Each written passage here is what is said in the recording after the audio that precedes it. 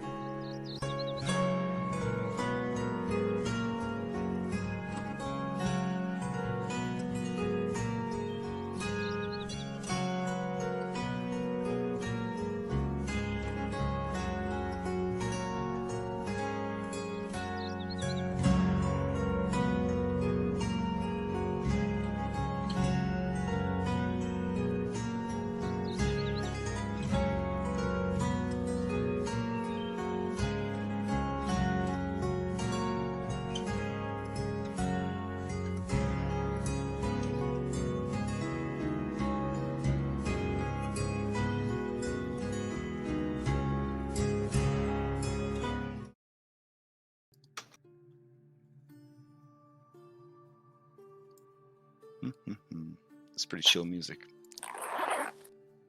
Someone's taking their pants off. That's good. Yeah. Or getting my laptop's power cord out of the bag. That too. I've never heard it called that, but sure.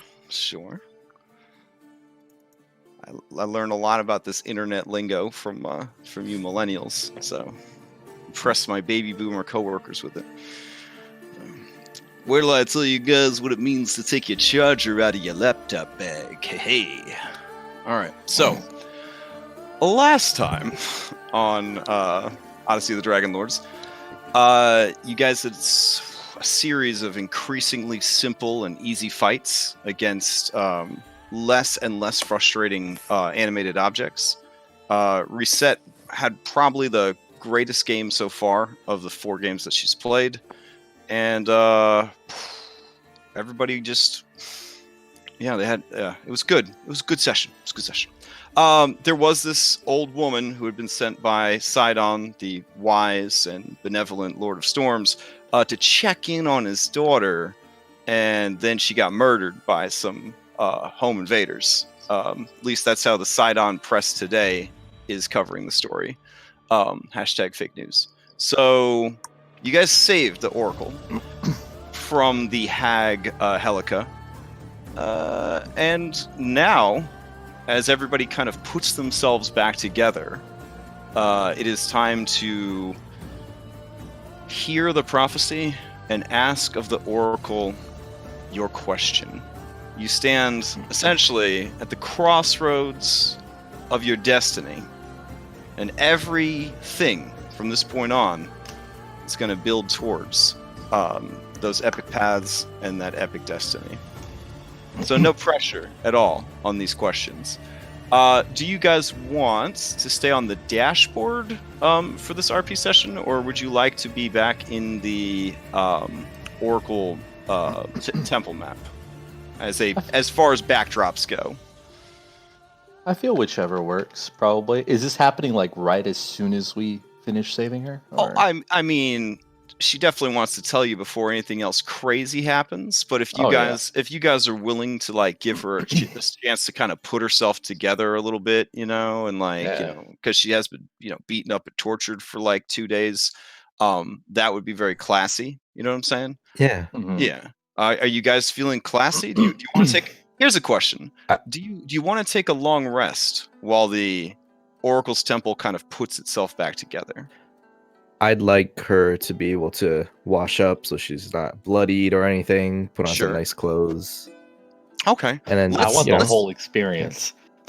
All right. So you want? All right. Here, I'll throw her art up, and then you could go into private chat and narrate to yourself the Oracle bathing and anointing herself. No, not that experience. Yeah, and then when you're done with that, you can come back and continue the game with everybody else.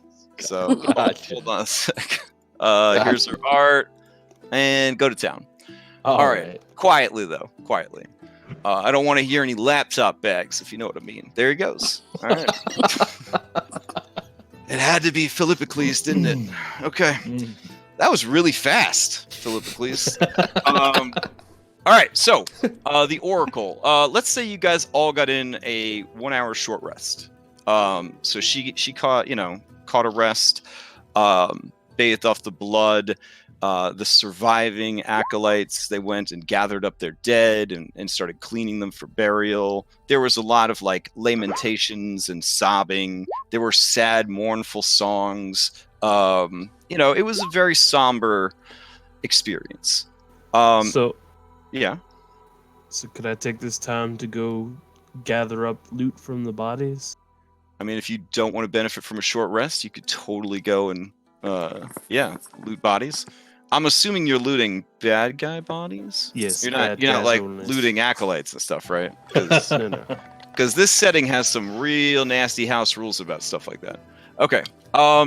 So you're going to go and take care of that, keeping in mind that all of the equipment from these servants of Sidon is essentially owned by the faith of Sidon. So wearing it in public and stuff like that, it's going to cause probably some issues. So just going to keep that in mind. And also selling it, you're going to have to sell it to someone disreputable, because no reputable merchant is going to purchase armor that it belongs to Sidon's priesthood, because there's something about a guy that can, send a hurricane and a tornado at the same time to smash your shop that just doesn't bode well. So, Oh yeah. yeah. Oh, how hard would it be to remove iconography for something like that? I mean, it's specifically like designed for them. It's like their look. You could melt it down, but I mean, it's very much like the uniform of their hoplites. So it would be tricky. Now you do have in Astoria the contact information of a fence. So that is something you can explore. You have a party rogue, so use the resources that you have. Also keep in mind that you are carrying quite a bit of stuff. I'm not super duper strict on encumbrance, but I know breastplate kind of heavy. Long spears, it's all going to add up after a while. And like sleds are cool and all, but you're going to be doing a lot of traveling. So these are all things to consider. Also note that there will be so much freaking money in this campaign that you really don't have to Skyrim the beginning of the game. Like you could leave those sweet rolls on the table, because eventually there will be so much money that you'll just, it'll be fine. But if you come up with the solution, you want to take the stuff with you, you're empowered to do so. So, Okay. Talus, you're going to go collect stuff, sort of pile it up. You have like, what's your strength score? I'm not trying to strength shame, but like 12. 12. Okay, that's pretty good for a ranger, I'll be honest. Yeah, so you're, slowly but surely doffing this armor from the corpses, which takes time, especially since they're corpses. Unless you're desecrating the corpses to make it faster. Are you desecrating the corpses of the hoplites and priests of Sidon? Nope, we're being respectful. Sure. Okay. All right. So, despite these dudes showing up and murdering them, your actions of taking the equipment of the hoplites and priests of Sidon is noted by the acolytes of his daughter, Versi. I just want to put that out there. All right. So, anyone else have anything they want to do during the rest? Nope. Okay. All right. So, I will get you a list of loot later. None of it is so exceptional that it would need to be mentioned right now. There was nobody who was carrying like sweet magical items, since this was intended for level 1 characters. All right. Having rested, the Oracle is now ready to, I guess, answer your questions and tell you guys the prophecy that you were summoned here to hear. So she, her eyes, sort of luminous liquid gold, look around the room at all of you. We'll say that you guys are back in the main temple. So you've got the big old statue of Sidon behind her, and the beautiful like hot springs pools, sort of illuminated by magical light, creating sort of an almost underwater lighting effect throughout the temple.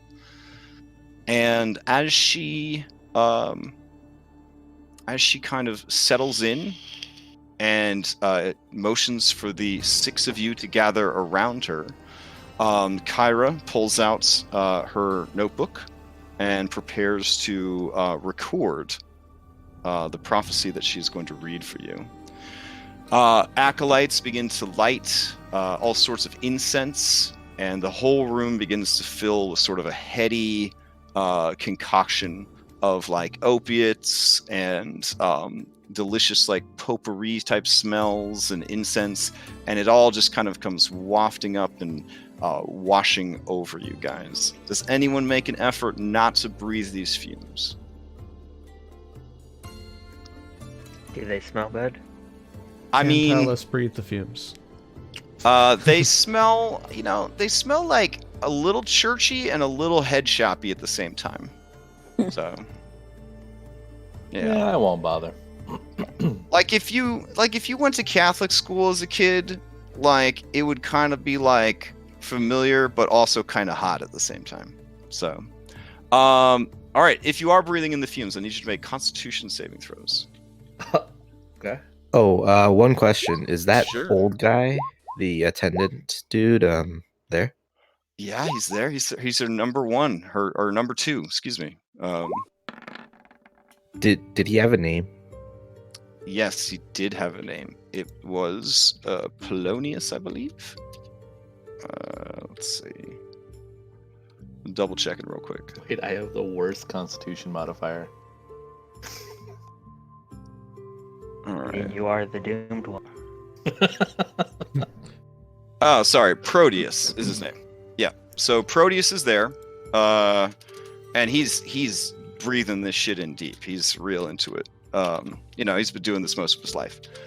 But yeah, he's got like the little incense brazier type deal on a chain, and he's kind of going around and making sure you're all getting like big lungfuls of this stuff. All right, let's see. Alexei, Hypatia, and Reset. I think Talus, you gotta be here for this prophecy, man. Sorry. Oh yeah. Also, even though you don't have a nose, you're still an organic construct. So this would be a poison. So you would have advantage on the save. Okay. So Talus, Reset, Hypatia, and Alexei, you guys are like high as kites. You just yeah. So that I don't know how your character, what kind of a person they are when they're high as a kite. But it may or may not impact your role playing during this session. The side effect of being high as a kite is that everybody looks like they're underwater right now. So everybody's kind of floating above the ground. Everybody's hair is kind of just like flowing around. Everybody's voice sounds like really far away and kind of echoey and stuff. Those of you who made the save, Anastasia and Philippocles, the smell is pleasant, but you do notice that your allies and most of the acolytes look super stoned. They're kind of just swaying back and forth. Yeah, yeah. I mean, Right. I don't know. Everybody's different, but how Alexei, how's your character kind of handle this? Yeah. He's actually like visibly making sure that he doesn't forget to breathe. So he's like obviously like Oh, are you catching air as it goes by? And like, okay. yeah, like he's trying to focus and he's just making sure he doesn't forget to breathe so he doesn't die. Your mind understanding this need spawns beautiful little cloud people and animals, and you kind of just slowly herd them towards your mouth. It's quite an experience. He eagerly takes them in. All right. Hypatia, you went to college. What's the situation with Hypatia? Yeah, she's pretty straight-laced though. She didn't really gel with that crowd. What she is doing, the diviners, you mean? Yeah. She is trying to pretend that she is sober. Oh. So like what about all the little tiny standing snakes? Very still. No, the little tiny snakes are like all over the place. Oh, okay. The snakes are definitely stoned too. Fair enough. They are like dancing wildly while she's trying to use big words, pronouncing them poorly, but very slowly and deliberately. Nice. Okay. Like photosynthesis. Yes. So, Reset, what is her reaction to this? Well, first there's a huge smile on her face as she sort of closes her eyes, and I think what would happen is the fumes would start to look like sort of breeze, like a wind, and she'd try to follow the wind. So she'd almost start slightly dancing around the room. Yeah. Well, you could see the wind, obviously. Yeah, So, like she's following it. Like, oh my god, I can see the wind, and it's calling to me. And so she spins a little, just not moving quickly. Yeah, but two of the acolytes, equally stoned, they watch you and they say, "Watch her chase the wind," and they just sort of lean against each other, marveling at what's happening. Talus, good to know that Tyros has the constitution of a legendary boar, so because he would eat like a fiend after this. The soul that was placed into your body via the Soul Forge, how does it respond to these divine narcotics? His eyes are gonna have trouble focusing. They keep like dilating in and out. Oh, nice. Other than that, he seems to be staring intently at Tyros, like he's trying to understand what he's saying. Yeah. Kyros looks at you, and in a deep voice he says, "I'm proud of you, Papa." It's deep. Yeah. All right, so they ring a crystalline chime, and it kind of resounds through the room, drawing your attention to the dais where the oracle either stands or floats, depending on your current state of mind. And she takes in a deep breath, her gills kind of fanning a bit. She breathes in the vaporous fumes surrounding her, and one by one, with her liquid gold eyes, she stares into yours, probing your souls with her penetrating gaze. Time continues to pass before she finally speaks. You warriors who stand here gathered will be tested. The fates have revealed 3 great tasks that must be accomplished before you are ready to sail into the 3 seas and face the Titans. You must shape the silver fires of the Lost Forge in order to craft the tools that you will need. You must claim the mighty weapons wielded against the Titans by the first Dragonlord. And you must drink deep from the bottomless dragon horn, for it will reveal a vision that even I cannot see. But woe unto thee, for I have seen the end of all things. My father's anger cannot be quelled, and his sister schemes even now. Your quest may yet fail, and if it should, the sky will rain black fire, and the doom of Thylea will come.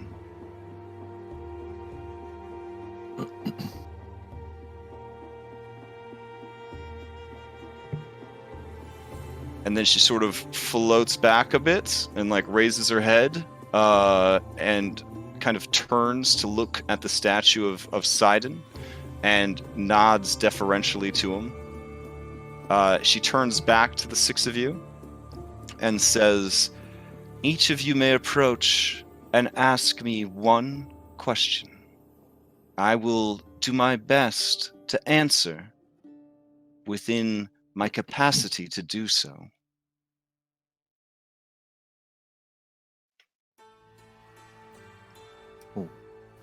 Were you... I'll speak up from where I am. Okay. Were you not to tell us of each prophecy of ours? I spoke to you of the prophecy, the one that all your fates are bound to. I ask then, is this your one question? No. Then please, ruminate upon what you will ask, and only approach me when you have it ready.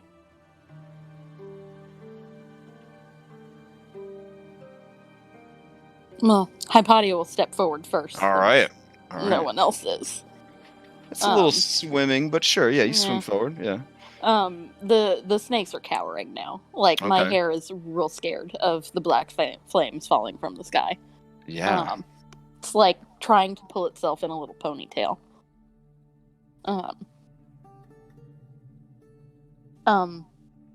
My Lady Oracle, I've joined these great warriors to, well, my mother, she says our family is cursed, and every generation, one person is struck down in their prime, and it seems my mother has become so affected. I believe your father put this curse upon my family generations ago, during the First Dragon War. Please, what can I do to save my mother?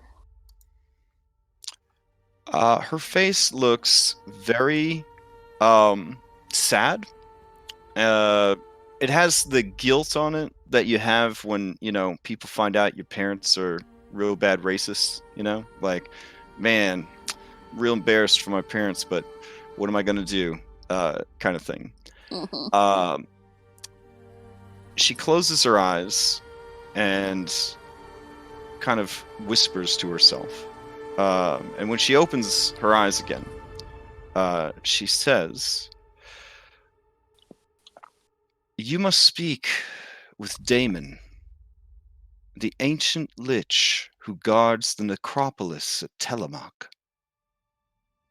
He knows more of your bloodline, your mother, and the curse."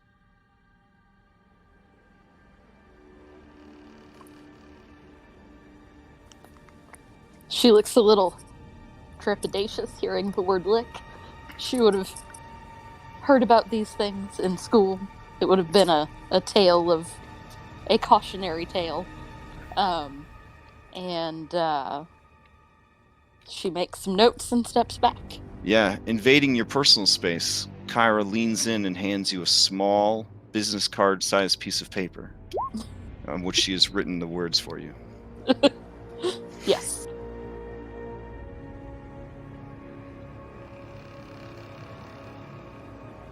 I guess Talos will step up next. Okay. She smiles as you approach. "You've come a long way to see me." That's part of my problem. I can't remember where I'm from, let alone how to get back there.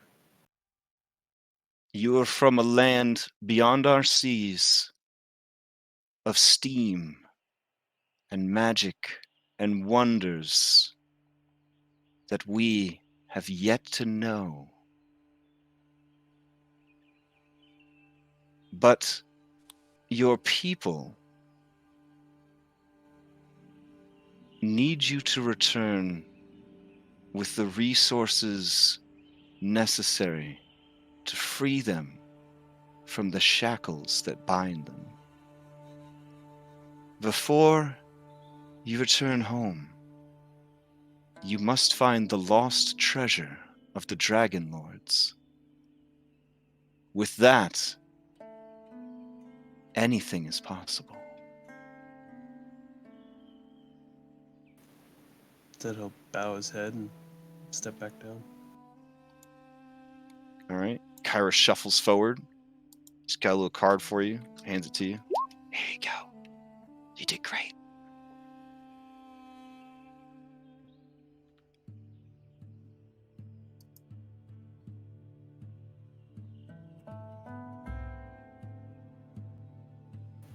We'll turn and look at his teammates, see who's next.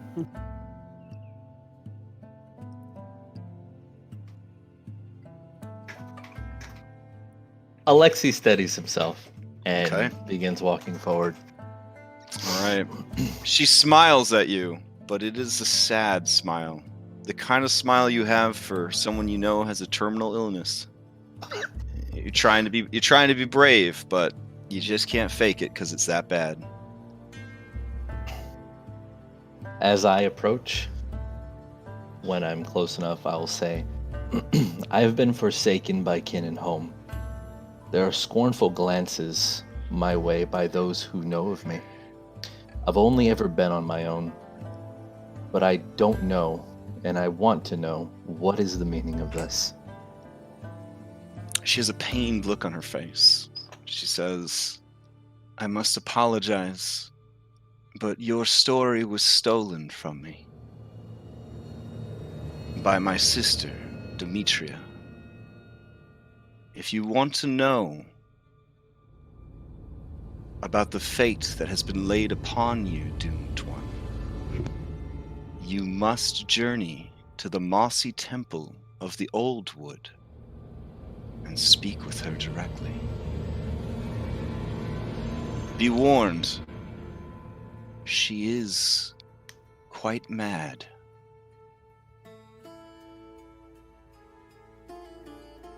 Stolen. How is such a thing even done? She gives you like a very sad smile. Just says, magic. Do I get a card? Yeah. She. All right, she's kind of scribbling. Yeah. Okay. Yours was pretty complicated. Here you go. All right. I was actually a little nervous about writing this one because I didn't want to catch whatever you got because it must be really bad. There you go. It's a two-sider. You're gonna have to flip it over. Got it. Okay, gotcha. Thanks.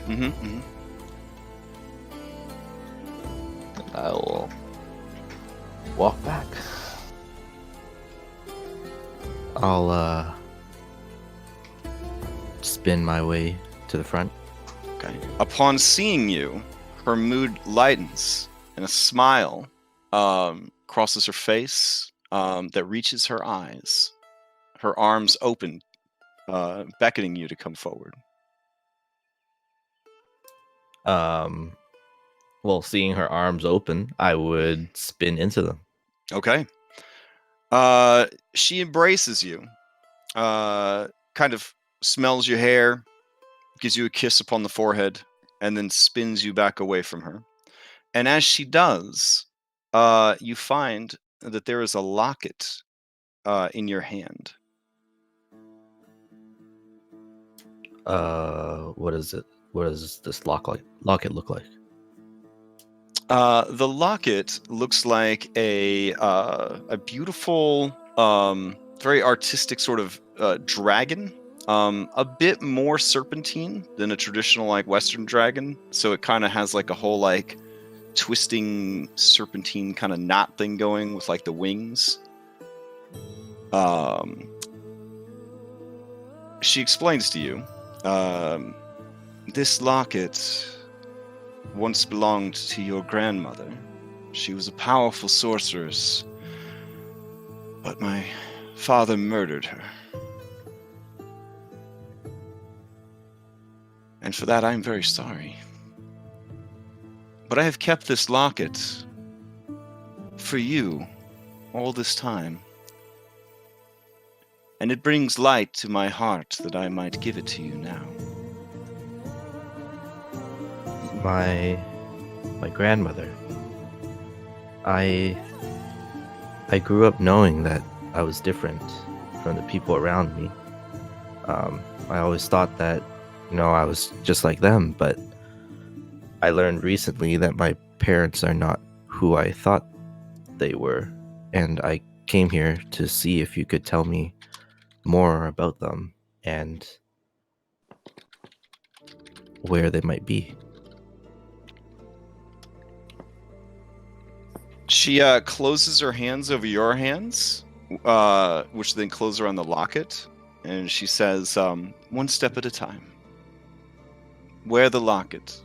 Keep it close and keep it safe.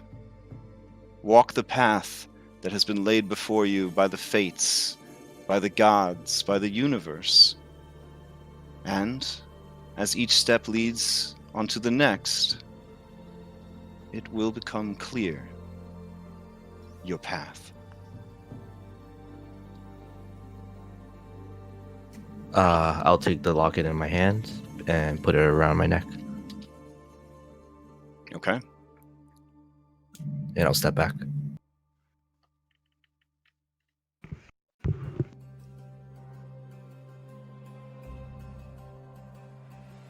I will approach her Okay. very As she looks at you, smoothly. your sadness, like she sees it, and her face kind of reflects it, almost like a mirror. But she kind of tries to lighten her mood and her look and beckon you forward. And she says, you are a being of great emotion. Do not let fear, loneliness, do not let failure, do not let these things take your wings from you. You will need them moving forward. Now, ask me your question.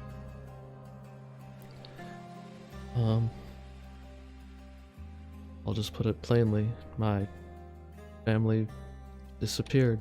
It was taken from me. I must have spent weeks searching the gulfs, but I could not find them.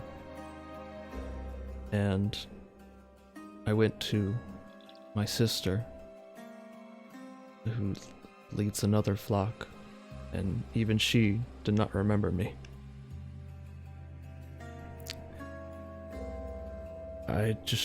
I want to know where my family is. And even days before, I heard them. And it pained me. She looks totally heartbroken. And it takes her a minute to kind of compose herself. And then she says, I know nothing of this.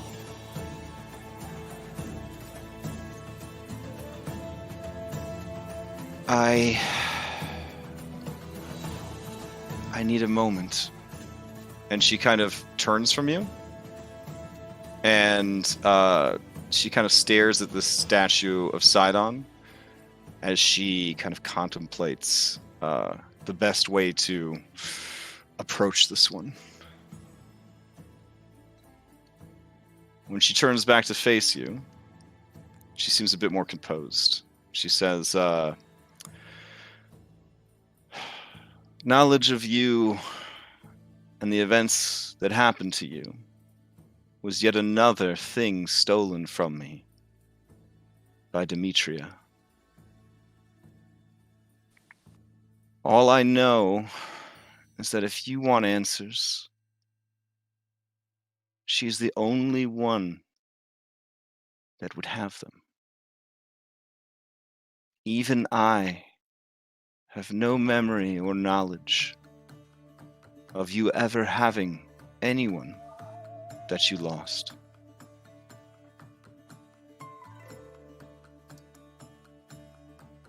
Okay. I'm sorry. Yeah, she'll kind of look down in a way. Maybe, almost her fin will clench up a little bit.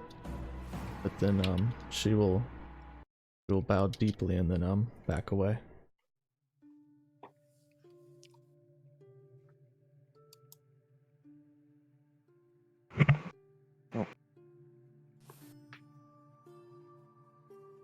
With that, Philip Cleese will approach her. She seems kind of relieved to see you, and she opens her arms to embrace you, as she did for Reset.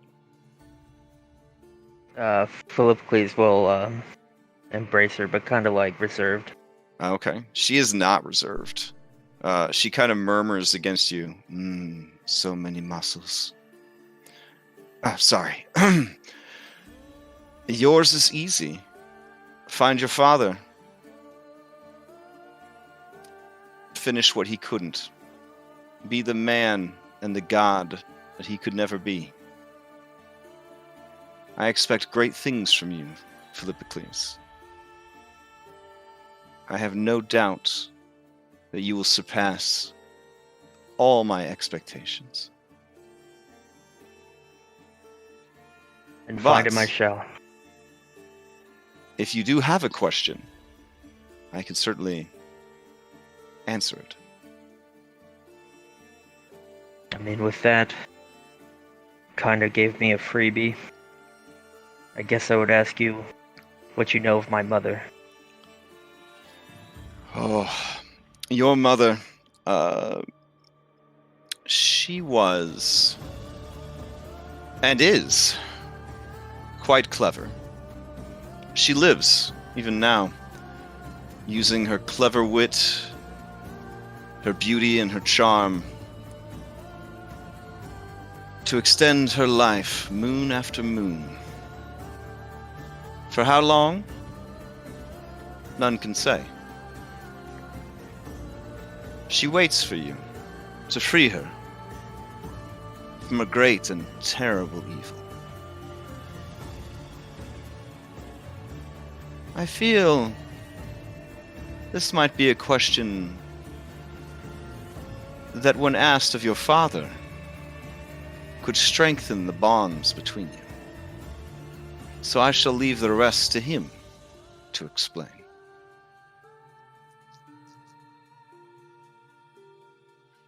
All right, then. Thank you. All right. Kyra just hands you a card that says, "Meet Dad." Philippocles is he's trying to make it look like he's not flustered at all, but finding out his mother's still alive is getting to him. Yeah. Reset. She doesn't really give you a card because you got a prize. She doesn't want anyone to think that she's got like favorites, you know? Like, so you'd have 2 prizes, so that would be. Oh yeah, she already. She's just holding the locket. Does the locket open, by the way?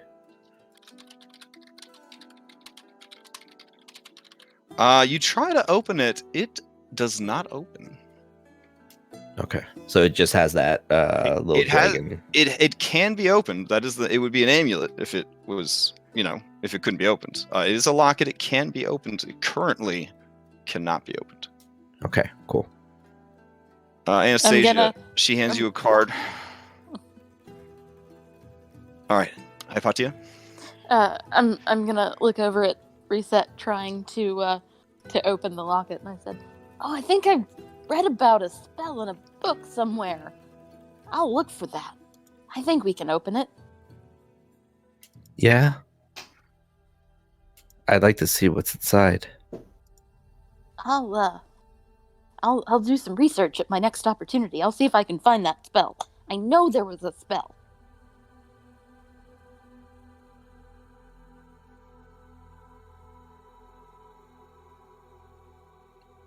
Okay. Are you gonna cast knock on this locket? I was gonna try to. All right, yeah, sure, go for it. Well, no, I don't have it right now. Oh, she has to okay. prepare it I'm gonna first. research it. Oh, fair enough. I was gonna say, yeah, in the middle of this super somber, like religious ceremony, absolutely. No, it's not currently in my spell book, but I'll look for it.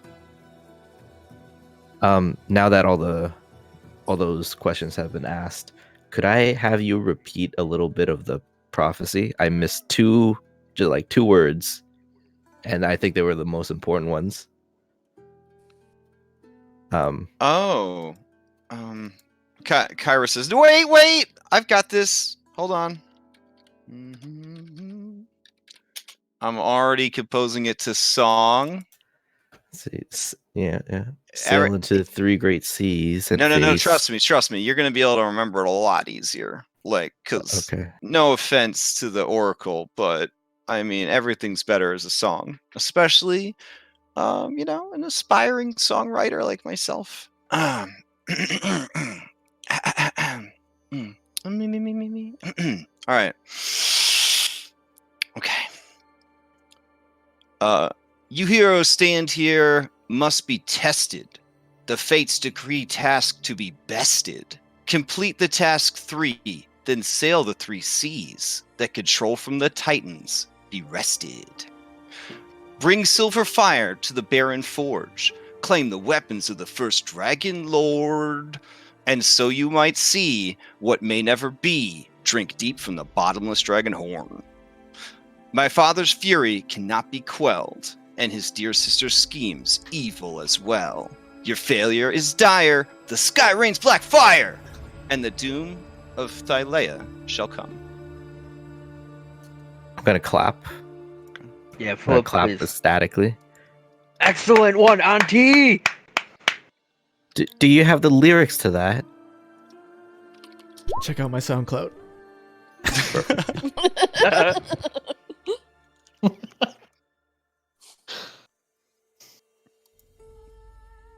Yeah. During that performance, she did put on a hat with a strange bill and a large sticker. Apparently, it's very important the sticker not be removed from the hat. When she was done, she put the hat back in her tiny backpack. It's her poetry hat.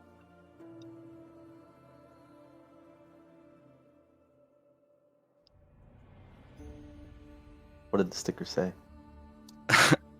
It was in a strange language. The script looked English. I don't know. It was really hard to read. Yeah. My guess would have been like, please be patient, I have X. Damn. Or please be patient, I'm a bard. Yeah, I think all bards would benefit from that, actually.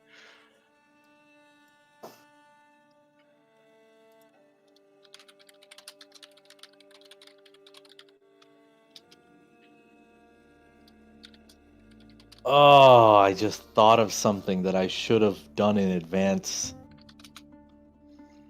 Oh well, Okay. I'll keep that in mind. I'll have another chance some other time. Written your question down ahead of time? I I'm figured sorry? that one out too. No. Even more clever than that. So Proteus approaches. He's that handsome fella that you carried because he was so badly beaten from 2 days of beatings. Because it took you guys a little bit longer to get here than they expected. So he got beaten for 2 days. That guy, the one that gave you the 6 potions. Yeah. So where is he? Did he get eaten by the door? Oh, there he is. Okay. Let's see. All right. So the Oracle, she's kind of like trancing out, like communing with the fates and the gods and all that jazz. So Proteus takes over, and then he says, chosen of the Oracle, it warms my old man's heart to see such bold champions and such great questions. I would reward you for your heroics, but you drank the rewards already. Because it says right here that I would give you 6 potions of healing as a reward. But hey, them's the breaks. I have to admit, though, despite the dope song and the prophecy and your great deeds, I find it hard to believe that mere mortals, well, 5.5 mortals, could stand against the Titans. Yeah. But if fire, black fire no less, is truly going to rain down from the heavens, I suppose I better hope and start believing. You're welcome to stay here and rest. Head out on your journey in the morning. Many of the acolytes are grieving, but they can still administer their services and meditations upon you if you require them. Else we will find accommodations where you can rest and recuperate, and ruminate about the great prophecies that have been laid upon you. What did you mean by services? Oh, they will anoint you with oil and take care of any sore muscles, alleviate any pent-up frustrations or poisons that might linger from the battle. Count me in for the services.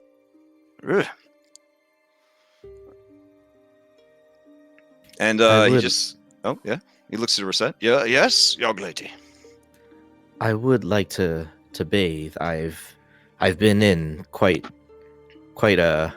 some bad areas as I glare at Philippocles a little bit, and then rub off some of the sticky mimic on my arms. There is plenty of hot springs and baths to take care of yourselves, soak away the worries of the world and the weariness of battle. Tonight, we will break out the slightly better than average wine and the slightly better than average cheese to celebrate. Hurrah! And I think I might be convinced to make a bean salad. I like cheese. I like cheese too, young man. I like it very much. You have I no would meat? love a bean salad. And I will start preparations, and we will feast, and mourn, and rest. Thank you for all you've done. All right.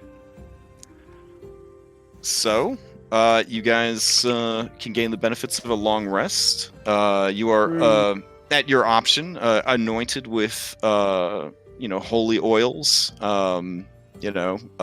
You breathe in medicinal herbs. You have an amazing dinner of adequate cheese and wine, stale bread, and bean salad. The secret, Kyra informs you, is you put a layer of cheese on the bread, then a layer of beans on the cheese, then you dip it ever so slightly in the wine until the bread's no longer stale. She's like, that's a god secret. I could be fired for telling you that one. So Kira, you know a lot about. You know what these beans reminded me? I have we have to get to Astoria pretty quick. I do have a dentist appointment.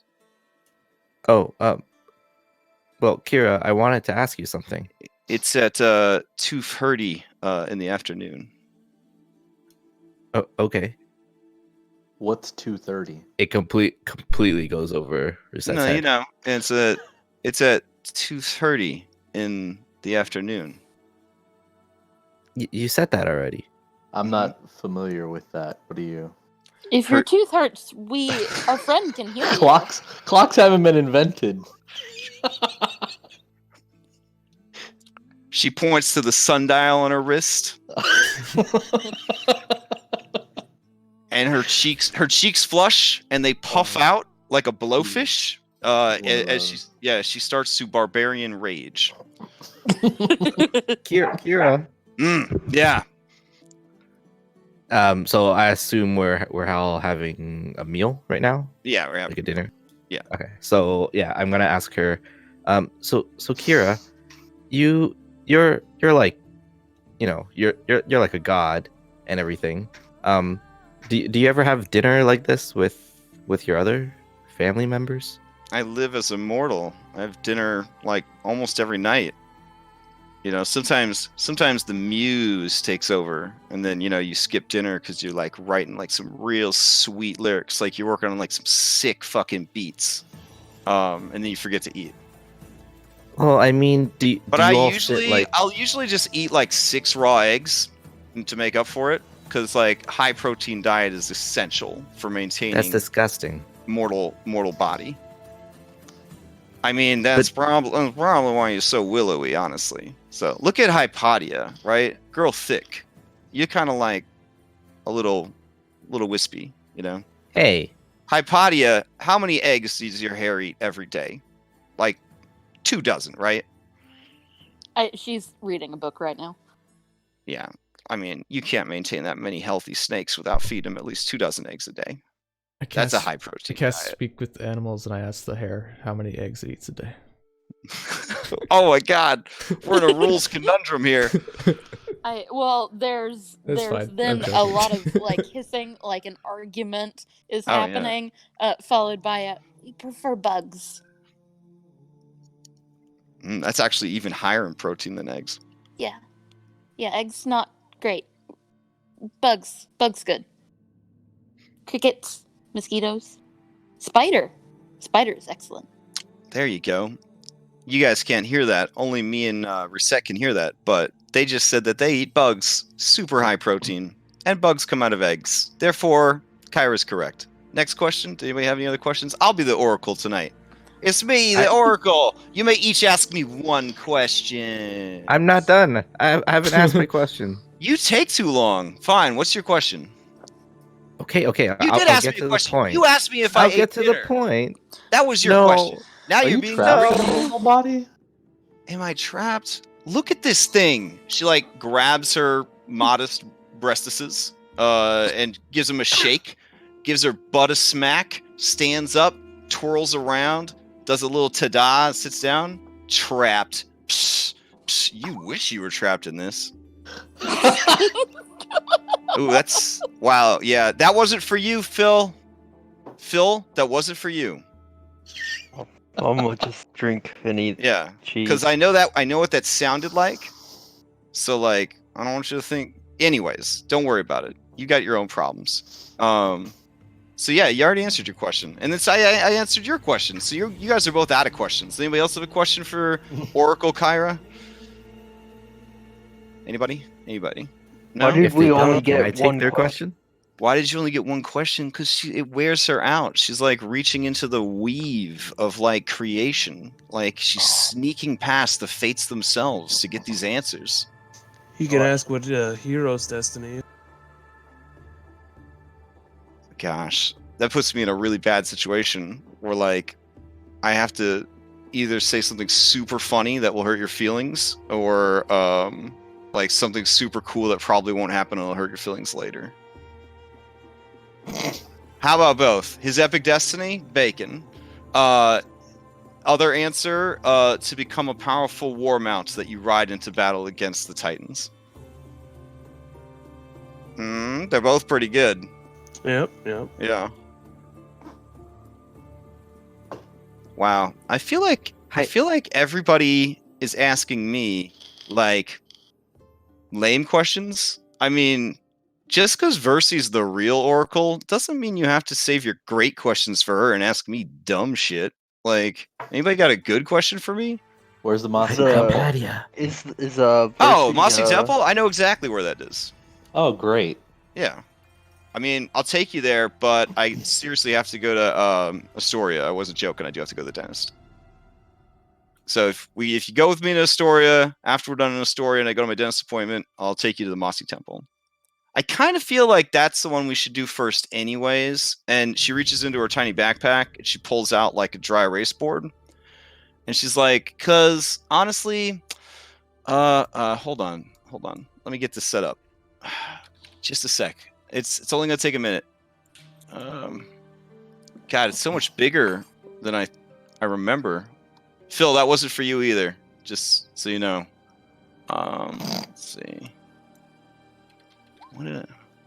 Is it here? Oh, there it is. Oh, I had it sorted under whiteboard. There we go. Get this. Yeah. All right.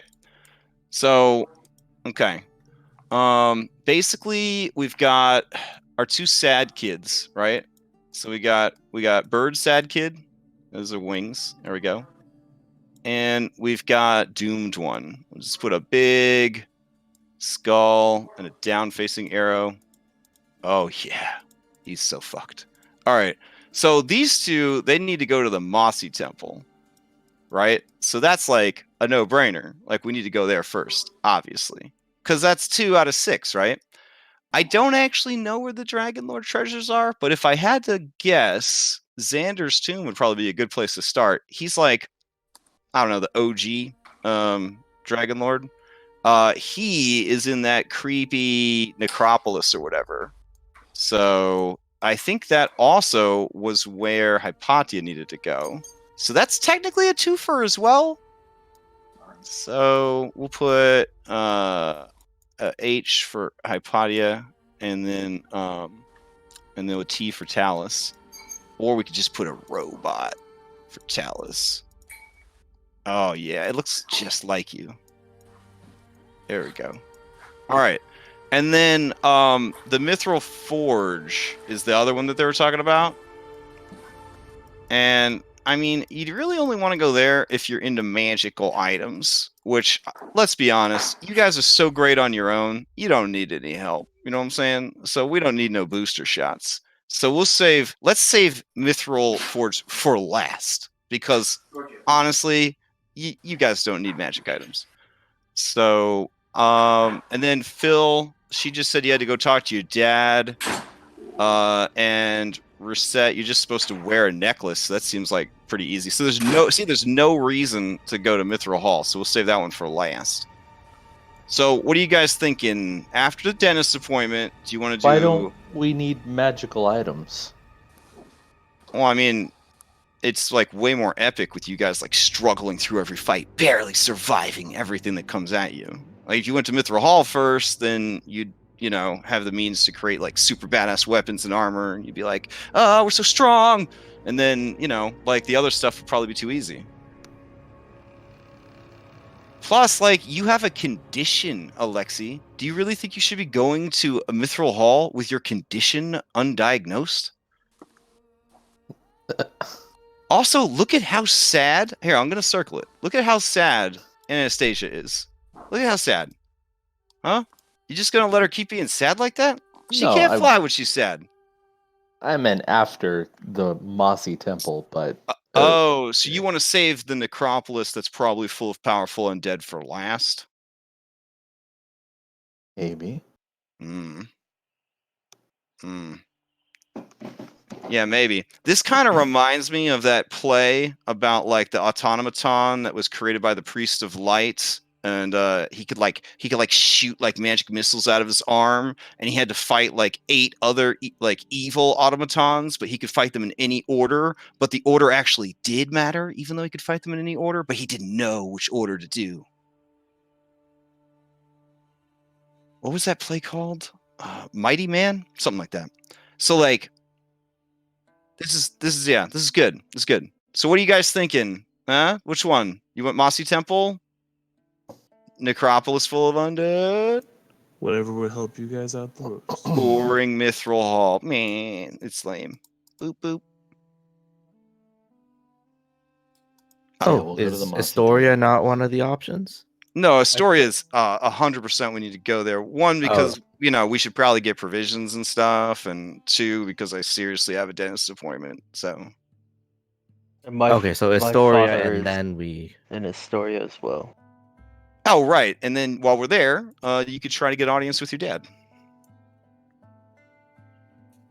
I'm okay with going to the Mossy Temple. Okay. After I have never met a Fae before. All right. So we'll put 1 Reset down. We'll put a Hypatia down. That's 2 for Mossy Temple. Alexi? Yeah, Mossy Temple. Okay. All right. Anybody else for Mossy Temple? 1 more will do it. They call that democracy.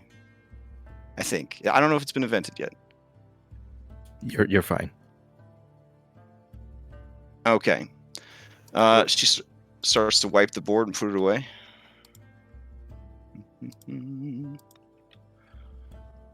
All right. Well, I guess I'm headed to bed. Wait. What? Hypatia. Oh. Actually, I think wants me to ask you about Narcissus or something, and continues reading her book. She kind of narrows her eyes and she says, "Okay, What do you want to know about him? Oops, I think I just deleted someone's sword. Oh. I mean, he's all right, I guess. Well, I mean, what's he like? I mean, The stories. He's your god, isn't he? Well, yeah, but he's your brother, isn't he? Well, we don't really talk about nurses, okay? So he decided that he wanted to do his own thing. He's really into himself. He went and did that whole Aresia thing or whatever. If I'm being honest, he feels a little tacked on. You know what I'm saying? What do you mean?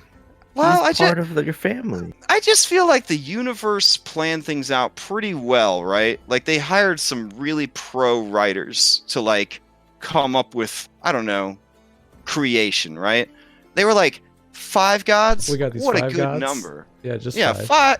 5 gods, burgers like and 4 fries. Titans. Oh. Yeah, everything seems pretty good. And then they were just like, you know what? Let's throw another one in there. And I was like, why are you doing this? I just feel like maybe money was involved. You know what I'm saying? I don't want to hurt your feelings, but I just feel like your god's kind of a sellout. That's all I'm saying. Well, is he doing okay? He's super into himself. Yeah, he's fine. He's fine. Like look, he has priests, and the priests have spells, so he's obviously doing fine. He's just really, look, I don't know how to explain it to you. He's just really into himself. Like, he doesn't, really walk amongst the mortals all that much. He's very into his own things, his own hobbies, his own interests, which are all pretty much just himself. I mean, what brings this up? Are you gonna be like a cleric or something? No, I mean, I've always wanted to meet him. Oh, well, you know what? Tell you what. I can guarantee that if you stay alive long enough, you're gonna meet the guy. Which brings me to the next part of my TED Talk. Fame. Yeah, that's right. She looks around and she's like, all right, we got the room to ourselves, right? All right. If you guys see any acolytes coming in, like, let me know. We'll change the subject, okay? All right. So here's the deal, okay? Yeah, prophecy's cool and all that, but you know what's cooler than the prophecy? Being famous. That's what's cooler than the prophecy. So we're gonna leverage this thing super hard. I'm talking like merchandising deals. I'm talking like people just, I don't know, having your babies, raising your babies, whatever you want with well, not whatever you want with babies, but basically what I'm saying is, if you guys let me handle your PR, right, you are gonna be more famous than like the 5 gods by the time I'm done. I am going to make you into the biggest legendary heroes of all time. Already, I've penciled you in for 1 fame point. That's an abstract value that I use to track how famous you guys are. So like, right now, no matter where we go in Thylea, people going to know about you. Huh? Yeah. Pretty cool. Because tonight I'm gonna travel to like all the major cities, and I'm gonna sing like your prophecy song, and I'm gonna sing about all the cool stuff you did, and then some of the funny stuff that you did that wasn't cool, like getting stuck in Phil's butt. And I'm gonna sing that to everybody I could find. I'm gonna teach all the bards I could find tonight how to do that, and then yeah, there we go. So yeah, everywhere we go, people are just gonna know you. That's pretty cool, right? But it gets better. As you get more and more famous, there's going to be all sorts of like cool stuff. Like you'll get to like be in wrestling matches as like guest stars at the Coliseum. And like people, wherever you go, they're just going to give you like free foods. They're just going to comp dessert every time you go out to eat. Yeah, it's going to be amazing. When we go to like big cities, eventually you're gonna be invited to parties. You're gonna be invited to plays. They might even ask you to star in the plays. They might even write the plays about you. It's gonna be incredible. If you play your cards right, people will, because people are stupid, start to worship you. You're gonna have like acolytes, just like Versi does. Yeah. Whew. So, here's the thing about fame, though. The best way that you guys can generate fame is if you do it as a group. All right, because like soloist, that's cool and all, but you know what people love more than soloist? Boy bands. Well, okay, in this case, like boy girl bands. So like, what you could do is you just got to find the goddess of like music and stuff, and that's me. And then you just swear an oath of fellowship, and then everything that you guys do, you'll all get credit for. You know, that way you guys that way you guys rise in fame together. We don't want like a Timberlake situation. You know what I'm saying? What? Oh man. Yeah. He was so cool. Yeah, he's a famous Oresian hero. He was in a venturing party, but he overspec'd his character and he just outclassed the rest of the party. I'm talking like he was fighting like 7 dudes while the rest of the party was fighting like 3 dudes. And eventually, because they didn't have like a pact of fellowship, everybody just forgot about the rest of the group and it was just all about that guy. And then you know what happened? You know what happened? He got so lonely at the top that he took his own life. No, not really. He married the most beautiful woman in Orysia, and they have a great life. But still, I think you guys should do an oath of fellowship because I don't want another Timberlake situation. What does this oath entail? Like, what do we have to do to? Oh, I'm glad it? you asked. Here, you just read this. Where it has brackets and name, that's where you say your name. Okay, don't read bracket name bracket. Okay, because if you do, that's what's going to be on all your merchandise. So you really don't want to tempt the fates on this one. Okay, so you just say I am name. I swear upon my life and my honor that I will uphold the oath of fellowship with the warriors who stand at my side. And then everybody spills a little bit of wine for Lutheria, and then they down the rest and they smash those goblets or bowls or whatever you're drinking out of together. Chalice, we're gonna need you to pretend to drink at least because it's part of the magic. I can actually consume things. Well, I know, but I noticed you abstain a lot. Like I was pretty sure you just ate, I don't know, rocks and stuff to get like minerals. Is that? Am I anywhere close? I was curious about that too. Yeah. No, the rocks don't really help. Do you eat twigs? I see that you have a lot of wood. I actually don't need to eat anything. My body doesn't run on fuel that way. Oh, okay. Well, for this What case, does it run on? It's more of the mystical essence. It's like powers my body. That's above me. Hypatia, can you roll me a Arcana check real quick? Let's see.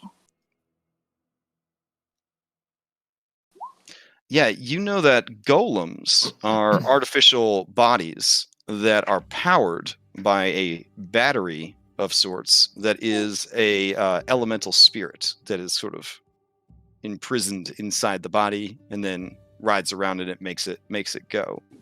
As an advanced automaton, he might have a similar thing going on there. Okay. Well, I'll leave it to you. You're under no obligation to swear an oath of fellowship, but just telling you, it's probably for the best. So, otherwise, your buddies are going to have action figures, and you're still going to be getting free lava cakes when you go out for cheese bread.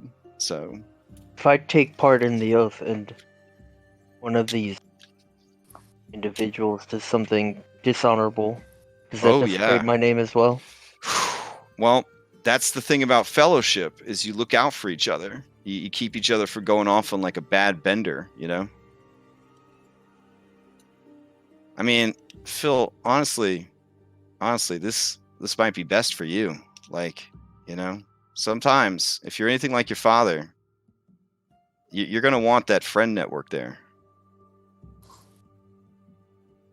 I will take part in the oath if you all will. I'm gonna step forward and kind of look at Anastasia, who is looking very sad, and the doomed one, and everyone else, and I'll raise my hand and say, I'll also swear the oath. I think this would be good for it. Hypatia is gonna kind of take your arm and like smile hesitantly, like, I have friends. This is great.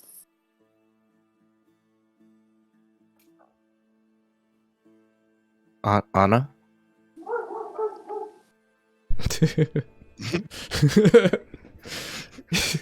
Yeah. She'll stand up and come by Reese's side. Nod to her, wipe away a tear that she had. I know you don't have your family anymore, and we'll find them. But until then, you know, maybe we could, maybe not family, but, you know, we could be your friends. Now, as heartless as it is for me to interject this here, every time, Reset, that she has told you about her family, you forget like 6 seconds afterwards. Oh, okay. So I don't say that. It's like no one can remember them. Okay, so then I'll just say, I mean, why are you so sad all the been, time? yeah, you've been alone all this time. No, it's part of the insanity that she's had to deal with. Yeah. Yeah, as when she explains it to people, like people in the moment can be like, "Oh, that's terrible," and then like seconds later, they have no idea what she was saying. It's that bad. Yeah, so I'll just say, you're always alone, and you know, maybe you need some friends, and I'd like to be that friend. I'd like that. Also, what the condition on her is so strong that even like Kyra like has no recollection of like hearing about any of that stuff. So, but she gave me a card? Yeah, she did write. Yeah, in the moment, she wrote it on the card. Awesome. I love that. But if you were to show it to you, she would be like, "Oh, yeah."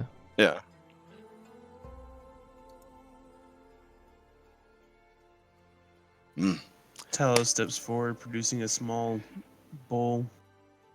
Oh. Do you guys use the better than average wine they've provided you? Yeah. All right. Well, take it away, guys. Whoever's going to lead it. There's your oath. You actually have to speak it in character so it can magically bind you. That is what the adventure says. In fact, if this was an IRL game, I was supposed to provide you with actual wine. I will take a cup, and I guess we'll fill all of the cups first with the wine. Okay.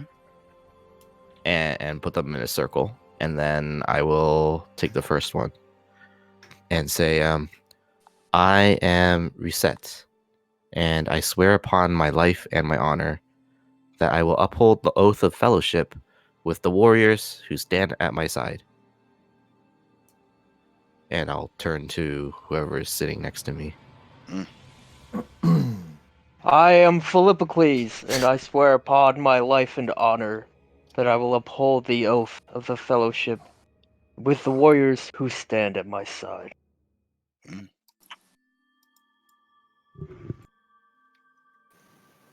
I am Talos, and I swear upon my life and honor that I will uphold the oath of fellowship with the warriors who stand at my side.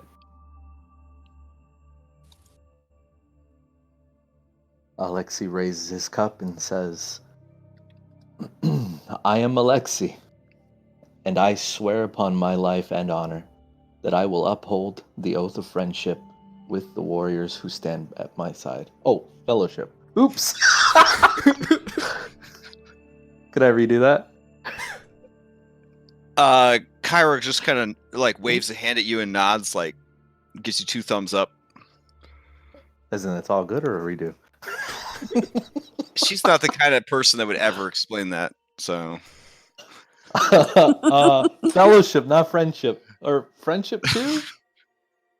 Then he looks. You are so doomed. I am doomed.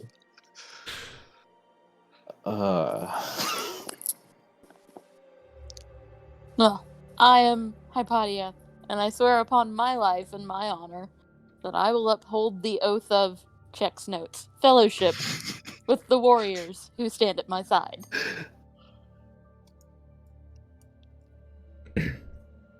And we all turn to Anastasia.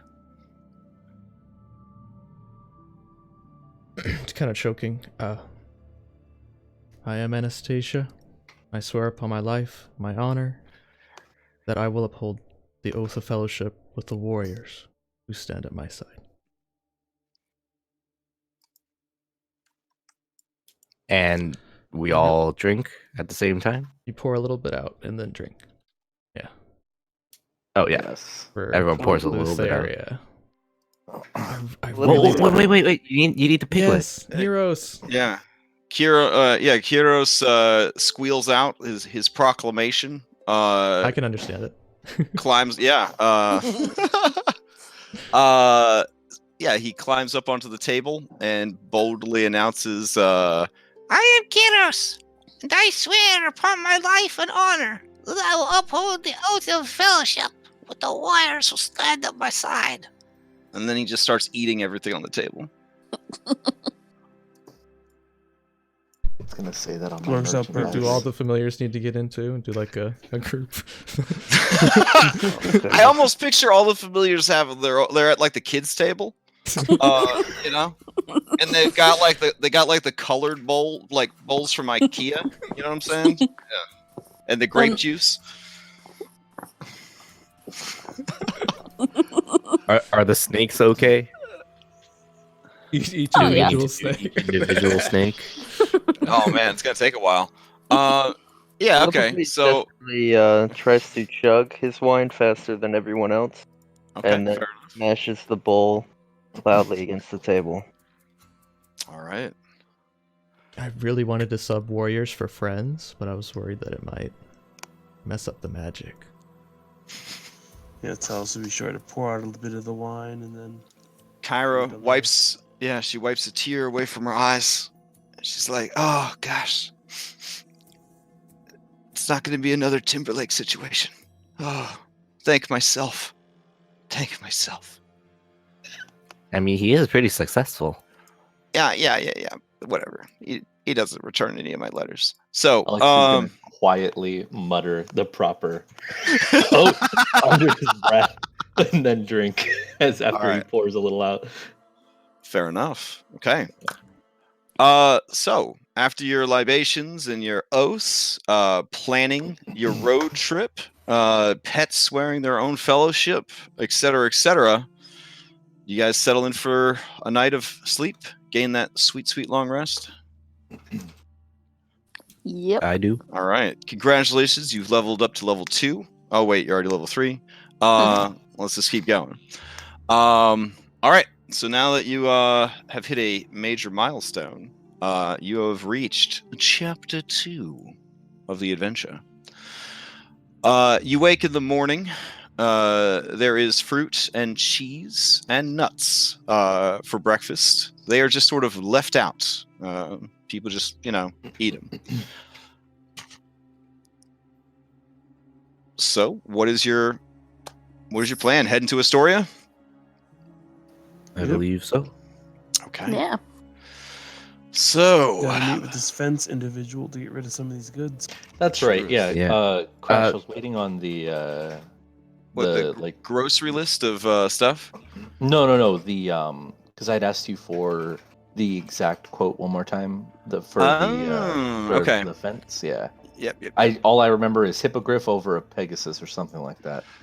Now, as you guys, let me flash back real quick. A lot happens here, so I want to make sure I don't miss anything. That night, as you either slumber, reverie, or plug yourself into an outlet, the following sequence occurs.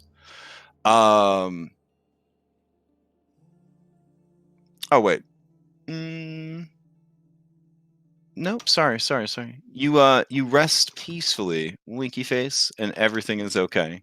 When you wake in the morning, you wanted to check your things for Astoria, which I have in my notes. So hold on just a sec.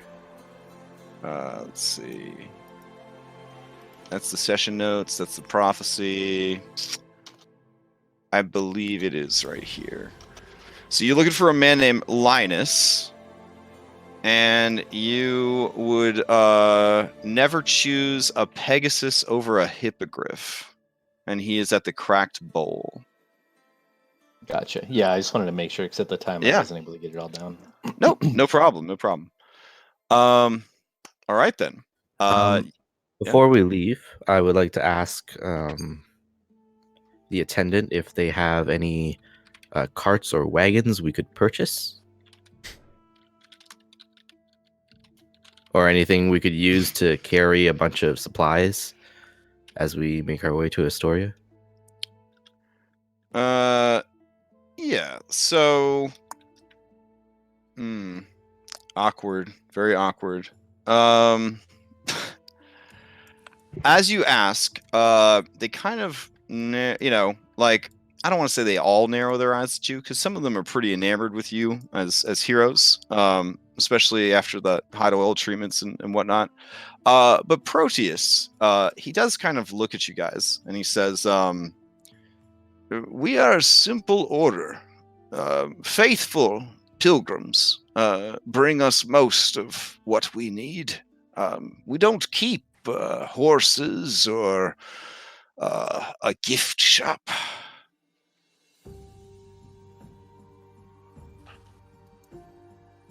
Nothing to carry.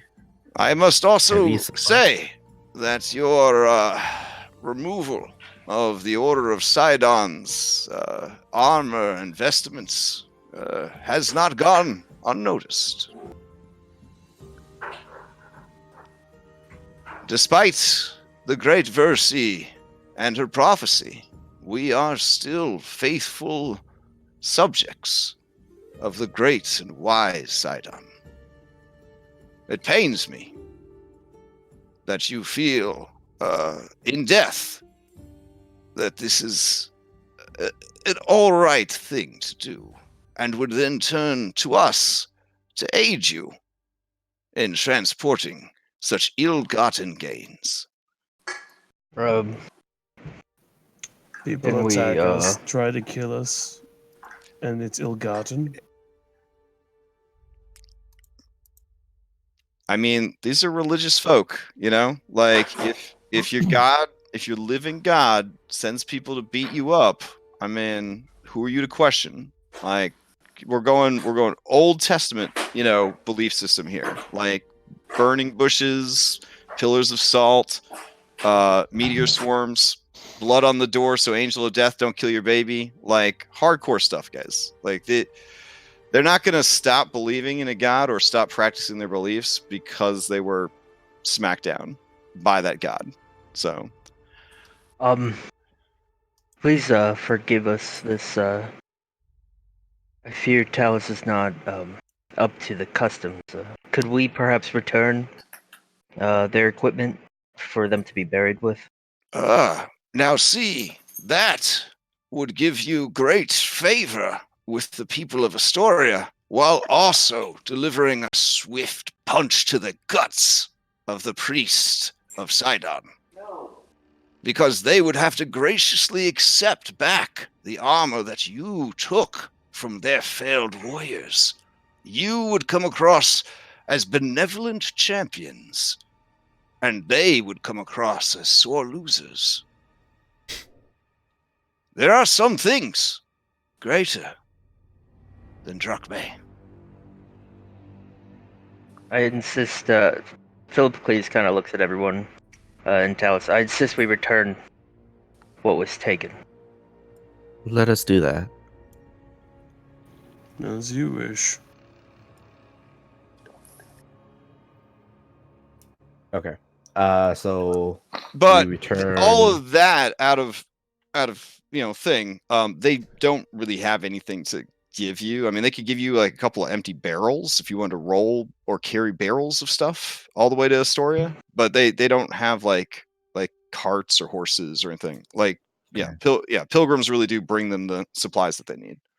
Well, if I take out, we will take 2 breastplate- barrels then, and Okay. I will carry them. Yeah, Sure. yeah. If I take out all Oh. the armor, it's only about like 300 pounds. So Philip, Okay. you should be fine. Well, I mean, Flash. like, this guy's basically told you, because he did get beat up for 2 days. Like, if you did carry the dead, like, all the way back to the temple and, like, drop it off, like, oh my gosh, it would be like, here you go. Here's your guys back and their stuff. Like, we don't even want it. It would essentially be this huge, like a slap in the face without actually being a slap in the face. Religious, Sending a yeah, message. right. Religious politics. You know what I mean? So you got to drag their asses to their temple. If you wanted to. Otherwise, this is like still a temple of Sidon. In addition to being Versi's home, so they will bury their dead themselves. But if you wanted to return the stuff, Proteus is basically endorsing that decision. If you're going to return it to the temple. Because, yeah, I mean, he's still immortal. He's pissed. He got beat up for 2 days. Where would this be? Faith is complicated. In all the major cities, except I guess... No, I think Eregia would still have to do it, or they would get bombed. So, yeah, they all have temples to Sidon. Even So in Astoria. Yeah. Oh, yeah. Then let us take them to Astoria. I will drag the corpses myself. Oh, shit. Okay. I'll help if he needs it. All right. Fair enough. So you guys head out on the road then? I have a couple questions, Crash. Sure. Oh, sorry, when you're done. But you could take all their pocket money, though. Do you want to take all their pocket money? Yeah. Okay. Sure. Sure. Yeah, if it doesn't have an icon of whatever the heck his name is. In total, they were carrying 168 drachmae on them. So I guess we'll just call it DMs. There we go. I'll just add that to the party loot for now. Okay. That's not a small amount. All right. Most of it was on the priest with the rad mustache that totally wasn't a bad guy.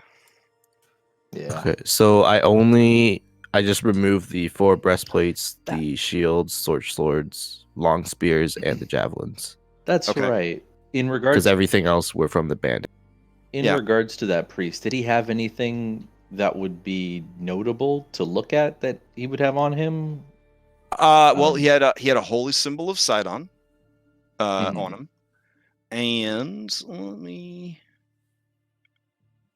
I was just reading it to go over his loots. Let's see.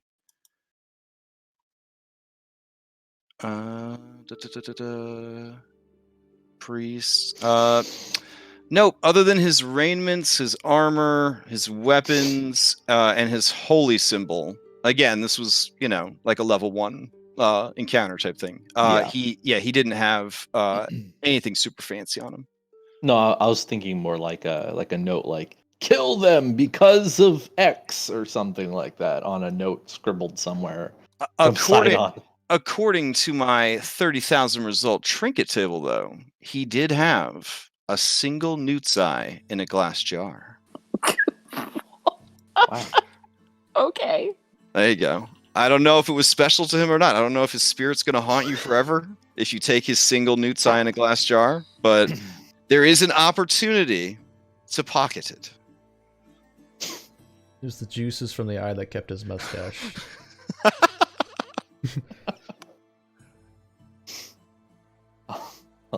Every dawn there was a new Newt's eye oil.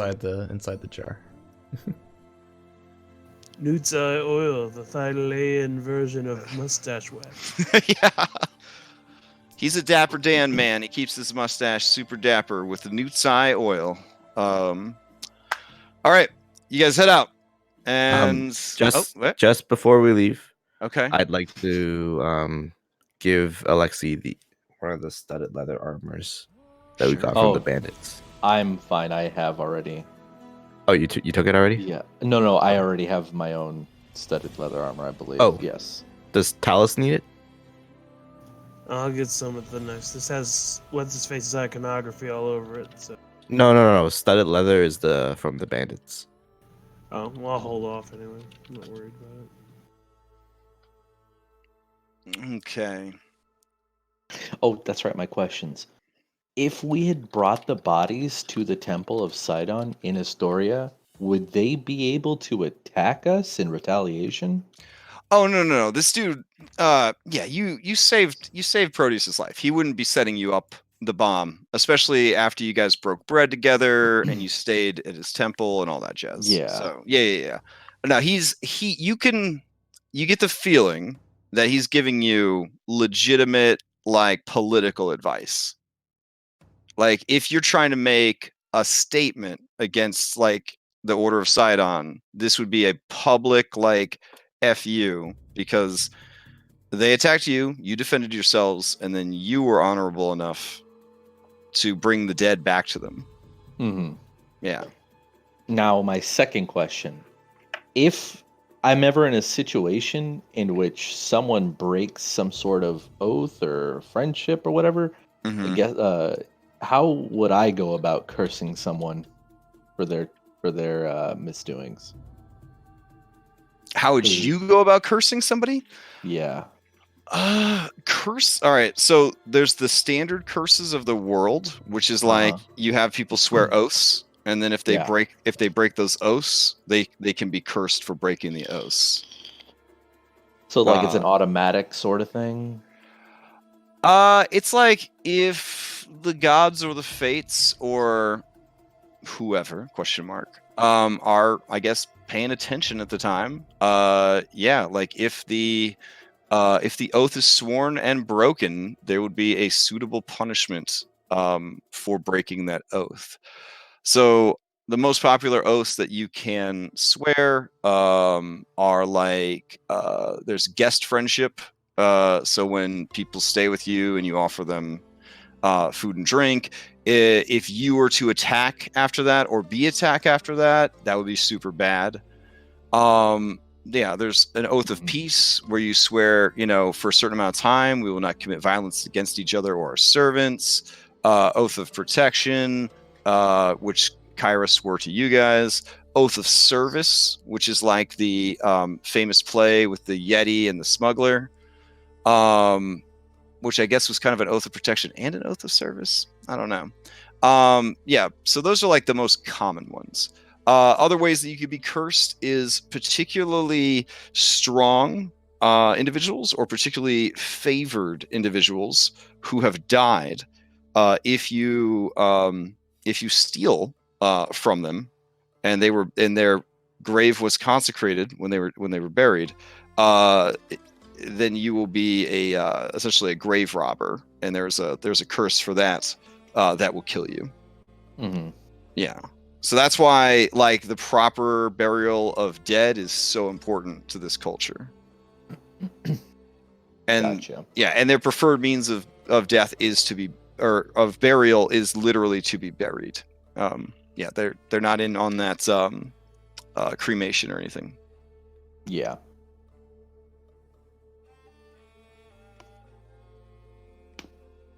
All right. Okay. So some of the curses that have happened, people have been turned into Medusa.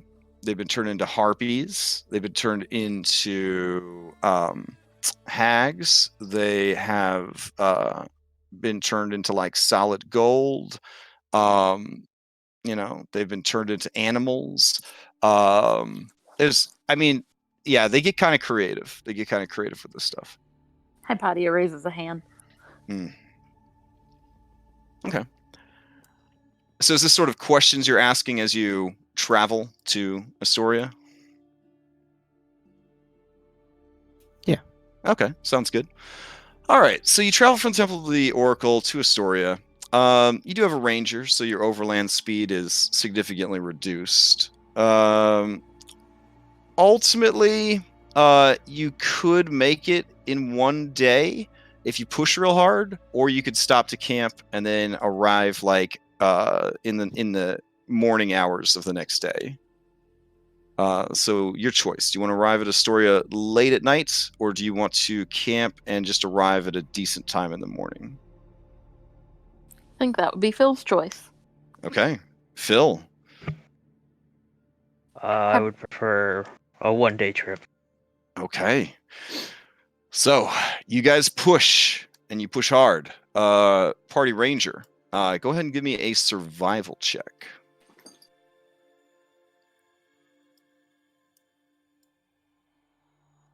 I would I was gonna ask system if I could. or- Yeah, Yeah. he could. Yeah, if there's at least two people trained, you obviously can Yeah. assist each other. I have Okay, survival. because 5th edition, and teamwork. All right, so yeah, it's good that you received some assistance. Your trip there, the road, especially in the more rocky, hilly area, had been sort of worn away a bit. And noticing this, you guys were more careful. You crossed one at a time. You do feel that if you had crossed as a group, the road would have collapsed, and it would have been very bad for you. The question here is, do you leave the road as is, or do you take some time to try and fix it? Can we, like, put up a sign? You could totally put up a sign if you want to put up a sign. Like, danger, road, unstable kind of thing? Yeah. Yeah. Okay. All right, fair enough. Everyone down for road signs? Yeah. Okay. Just can do a perception check to see if we can see what's causing the issue. Sure. Yeah. So it seems that there was a earthquake, minor, but significant enough that in this particular part of the hill lands, it did cause some damage to the infrastructure of the road. And if you know enough about a road to know how to fix it.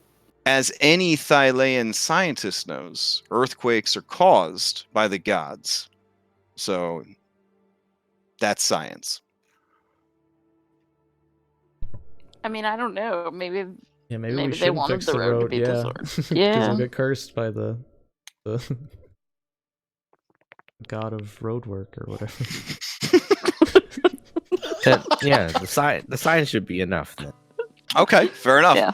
If the gods wanted it fixed, they would send people to fix it. I got it. All right. It's in the gods' hands now. All right, fair enough. So you continue on your way after making and it looks like you overshot Astoria. There we go. All right, let me take you over to the Astoria map, which is gonna kind of look like a travel brochure. Let me make sure there's no huge spoilers before I take you over to it. Yeah, it looks good. First time in his story. I don't think you could see that. Okay. There we go. Let me see. Do we got any good Astoria music? I probably should have picked some out beforehand. Crap. All right. So you guys make your way over to Astoria. It is a beautiful city. Let's see. We got. Okay, we'll go with. We'll just put on some ambient town music. That sounds good.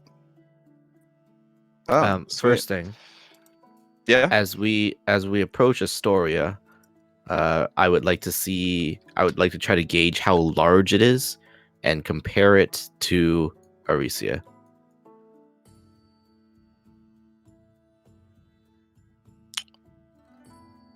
Oh, you want to compare Astoria to Arisia? Yeah, the size. All right, hold on. Let me get out my city measuring tape real quick. Let's see. As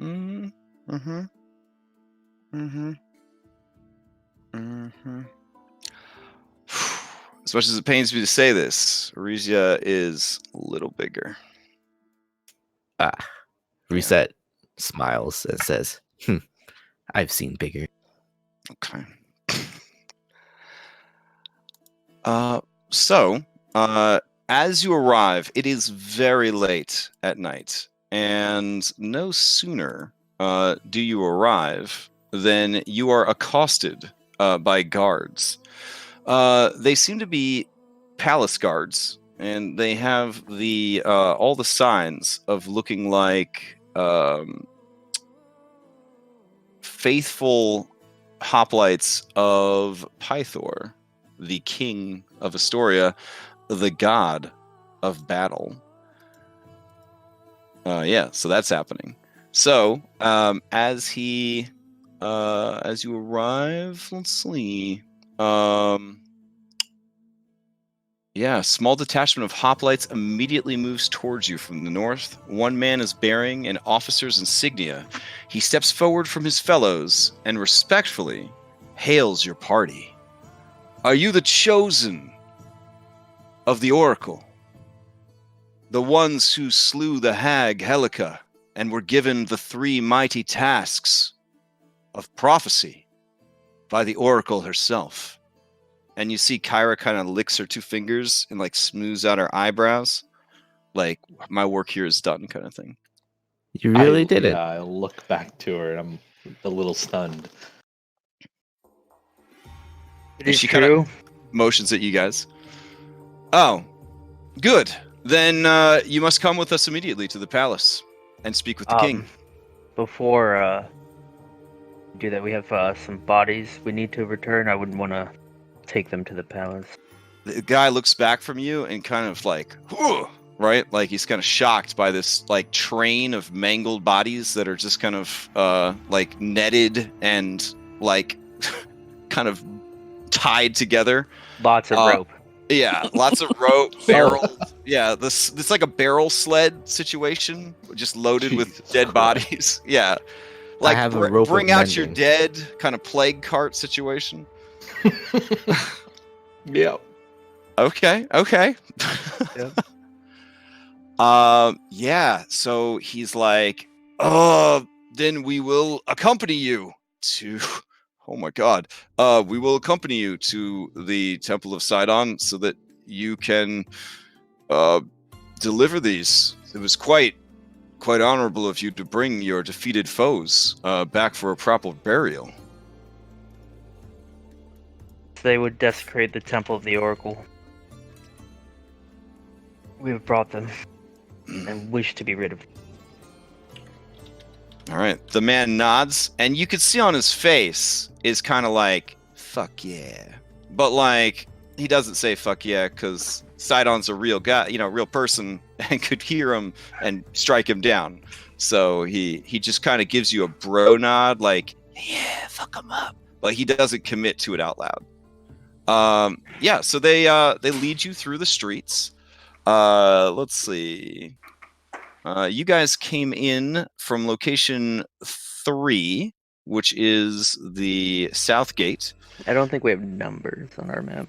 Oh, I will add them as I call them out. Ha-ha. All right. See, there you go. You came in at location 3, which is the South Gate. And let's see.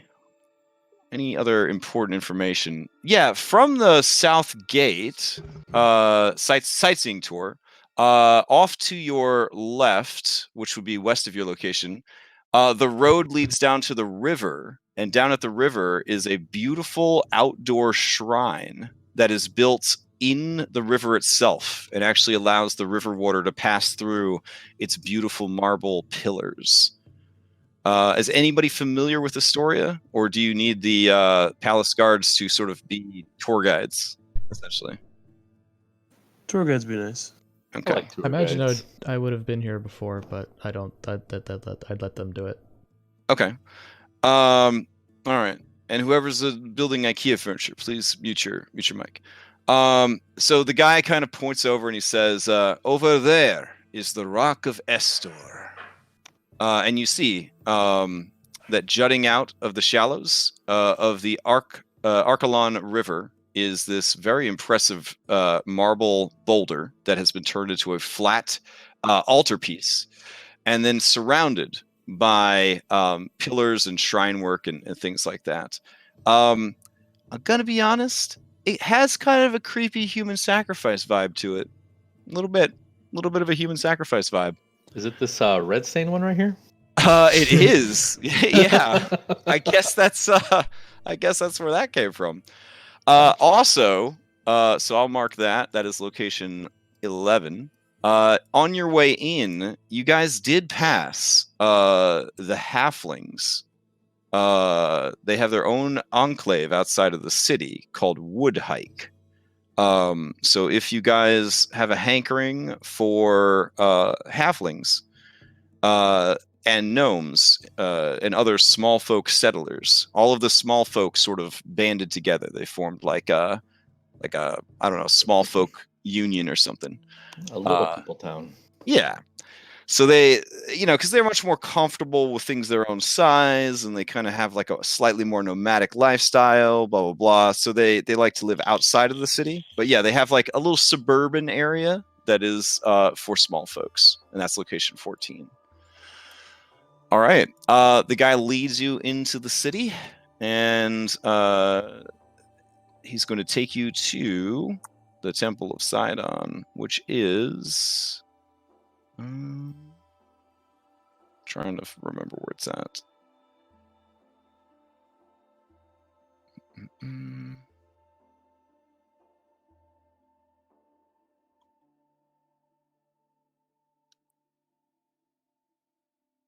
Okay, not there.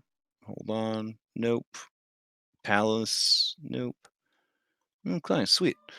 So as you guys kind of make your way in, you see that located roughly right about there. Let me throw down a number for it real quick.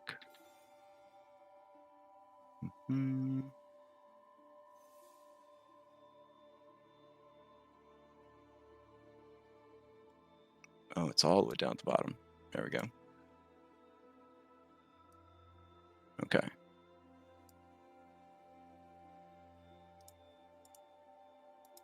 Yeah, so right at 15 is a shrine of Sidon. Now, there was this thing called the Oath of Peace that was, according to legend, sworn 5 centuries ago, where the Dragonlords of legend and the Titans, they promised not to beat the shit out of each other anymore. But one of the requirements was that all of the settlers had to continue to pay worship to them. Even if they worshiped the 5 gods, they still had to pay tribute and prayer towards the Titans. This tradition has held true even in lands as far as Eregia, where they still have these shrines, and the people, particularly the people in power, still, make sacrifices and libations and listen to the followers of the Titans when they speak.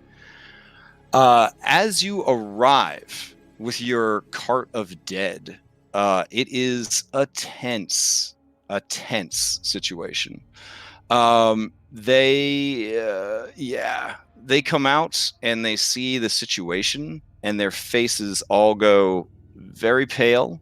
Their eyes narrow with hatred. and a woman kind of steps to the front of the group, and her face is just worn with like immediately just kind of worn with like grief and anger.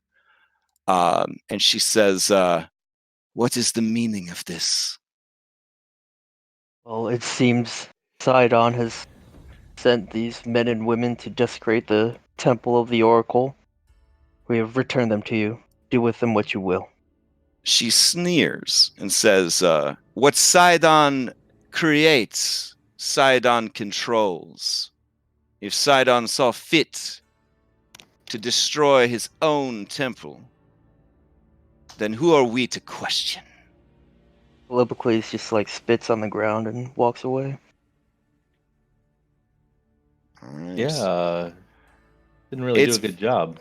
It's very late at night, and so there's a few passerbys on the street, but you do hear the scritch scritch scritch of like Kyra writing in her book. You hear like blades sliding out of scabbards, and then the palace guards kind of same deal. No one draws their blades or readies their spears all the way. There is a tension in the street, like a Wild West tension almost, of people that are at the boiling point almost of just losing their shit, but they have oaths sworn, and with shuddering breaths, they put their weapons away, and the priestess of Sidon calls after Philippocles loud enough, hopefully for him to hear, but for everyone assembled to hear. Your actions have been noted. You are honorable warriors to return our dead to us intact. Thank you. And as she says it, it's like she ate a shit burger. Like their face is just contorted in disgust as she utters the words, "Thank you." Phil just kind of turns around and he just gives her a bow, and then continues walking Yeah. away. Wait, wasn't one of their heads cut off? I mean, Maybe. yeah. I'm assuming it's on the sled, unless somebody. It's there. Okay. Yeah. All right. Uh, We'll have a headless revenant situation later on. That'll be fun. Talus is gonna be has to be an asshole and just says, Oh yes, very nice. "Oh no!" Talus will just turn and say, Yeah. "Some assembly may be required." Oh damn. I keep it, soldiers. Take a point of Kyra inspiration. It's different than DM inspiration. You can only use it for fuckery, but that's definitely worth a point of Kyra inspiration. All right. So the palace guards, they're shook. They're like, that was, as the halflings would say, a baller move.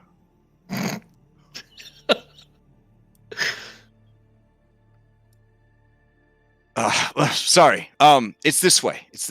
And they lead you through some alleys, and they lead you this way, and then a this away, and then a this away, and then a this away, and they lead you to the palace, which is location 10. Hooray! At least I sure hope it is. The King's Palace. There we go. The once great Astorian palace looms high over the city. Large windows let in copious amounts of moonlight, ? I guess this was supposed to be in the daytime, which fails to chase away the gloom that seems to have settled in the palace. You're let inside, and as you walk the halls, you notice evidence of the court's past glory in the forms of precious artifacts dating back to the First War. Extravagant tapestries show tales of Astoria's history and King Pythor's grand adventures. Though more recent events are nowhere to be seen in any of the art, the tapestries, or the hangings. This is a good time to show you some artwork that is hanging on the wall of Pythor which I think you're gonna appreciate. Let me see.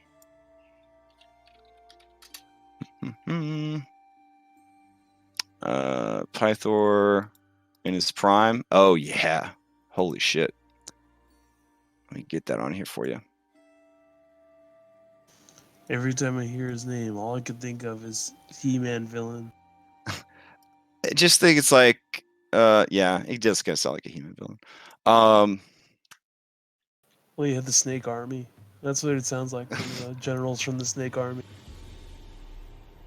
Yeah, so you look over Philippocles and you see this tapestry of your father in his in all his glory, and it is something to behold. Look at this beast of a man. Holy shit. Pretty good. Yeah. Yeah. All right. The palace itself is very simple in design.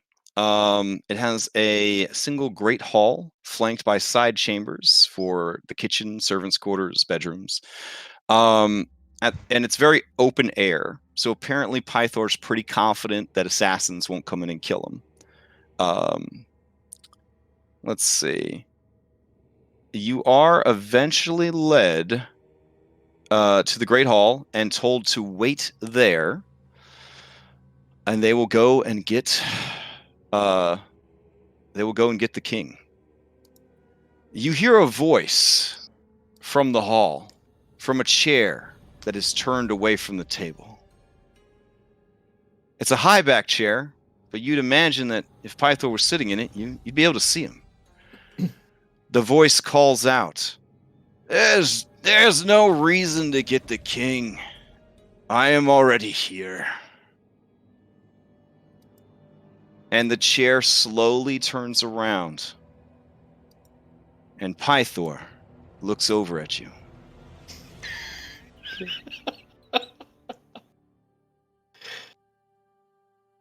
Just Nicely done. Nicely done. I approve. Philippocles' jaw just drops. I'm gonna whisper to Philippocles, "That's your father." I don't know. The first time meeting him. I'm gonna whisper to Kyra. Yeah, Is so that him? Kyra has already crossed the room, which was quite a distance in a short amount of time, and she slaps him so hard that those weird goggles he's wearing fly off of his face. He winces at the bright moonlight, and he has the bloodshot eyes of a professional alcoholic. Yeah. She then reaches into the mane of tangled, oily hair. And is somebody taking a bath? All right. I'm just going to have to mute you, Hypatia. You do too much for me tonight. Okay. She reaches into the greasy mane of hair and just starts tweaking his ear. And she just turns it super hard and just kind of slams him into the table. And she's like, Are you serious? Are you? And she kind of peers around the table. You're not even wearing pants? You send for the chosen of the Oracle to come and meet with you, and you're in this condition? And he kind of mumbles into the table, Sister, I am upright and conscious. And she just shakes her head in outrage and kind of gives him a couple more donks against the table. She says, I have brought you the champions, the chosen of the Oracle, who are supposed to take care of the problem. And one of them happens to be one of your 5,000 children. So you might want to take a second to put your fat ass together so you can say hello to him.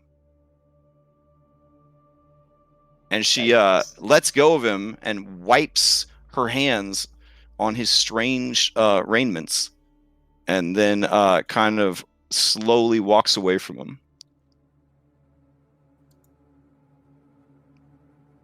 He looks up. His bleary eyes kind of taking in the scene. They look like they used to have the electric blue of a magical thunderstorm. Now they are a washed out denim, almost gray color. They are weary with just sadness and fatigue and just a general sense of a man who is slowly trying to kill himself. He looks over at all of you, and when his eyes rest on Philippocles, his face breaks into a great smile, and his eyes light up for just a moment. And keeping the smile on his face, but not in his eyes, he wipes boogers from his nose and beard, and goes to stand on kind of shaky knees, and he says, "I recognize that beard anywhere, my boy." And he opens up his arms to you, Philippocles. Like, Philippocles will approach him, and he won't quite, very distant hug. Father. No, you don't have to stay away. Come in. Come bring it in. He smells terrible. Like he has not washed himself in a long time. Yeah, there are things that live in his beard. One of them tries to bite you. He places a sloppy kiss upon your cheek and then upon your forehead. And he says, "So, you came to see your old man. What fortuitous timing. I need some help. I need some help real bad. Do you have a moment to listen to your old man?" Alexei is visibly cringing. I mean, I think Philippocles is also visibly cringing. I think, honestly, even the servants are visibly cringing, and they live with this guy. I would do anything to help you. Oh, that... Especially if it betters you. He just starts sobbing like a baby when you say that. He just buries his... He kind of falls to his knees, and he just buries his face in your battle skirts, and he just kind of sobs there for a while.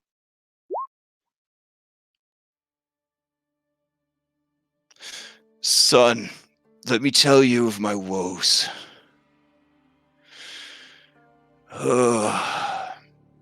My daughter, my sweet, beautiful daughter, Honora, she's gonna die soon. There's nothing I could do about it. I'm bound by oaths, and I'm bound by destiny." And he spits a big blood-infused phlegmy wad on the floor. "You see, Sidon and his order,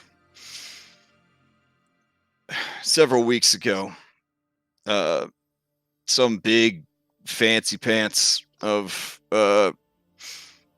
Sidon, he comes into the city, and he's got a bunch of hoplites with him, some centaurs, and he basically proclaims that Sidon has demanded that my daughter Honora will be chained to the Rock of Esther and left there overnight as an offering to Sidon. She's my youngest, and the only one I really got to keep, And now she's being taken away from me. We can't refuse him. If I refuse him, Sidon will destroy Astoria. He already sent one earthquake as a warning.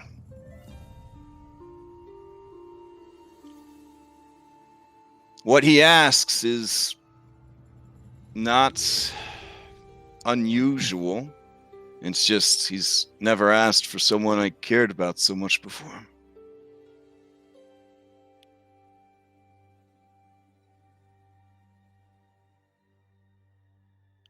And Anastasia, you do know that in your travels, one of the less talked about things that they have to do is they do have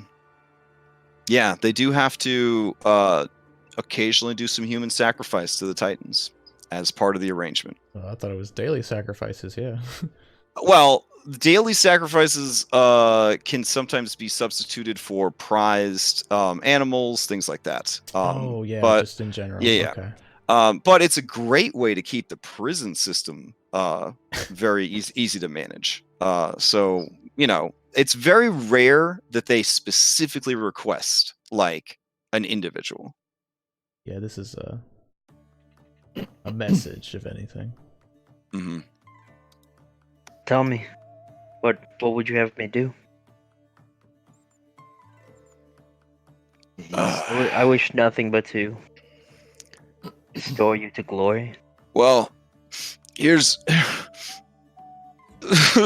He just buries his face in your battle skirts again and just sobs a little bit more. And offhandedly, he kind of is reaching for the table and he grabs like a pitcher of wine, but with his massive, Mr. Incredible strength, he breaks it. And then like wine goes everywhere. When he looks over and sees the wine, he just sobs even harder. Servants quickly bring more wine. Don't just bring wine. Bring the cheesy potatoes. All the cheesy potatoes. And the servants kind of nod and he says, I don't think you understand what I'm about. I want every cheesy potato in the kitchen. Bring them to me or face my wrath. And so the servants flee in search of cheesy potatoes. Kyra helps you, Philippocles, get him to his feet and put him back in his chair. She gives you an apologetic look. And he kind of fumbles around for a pitcher, tries to pour it into the bowl, pours all over the table. Then he just starts pouring it into his beard and face.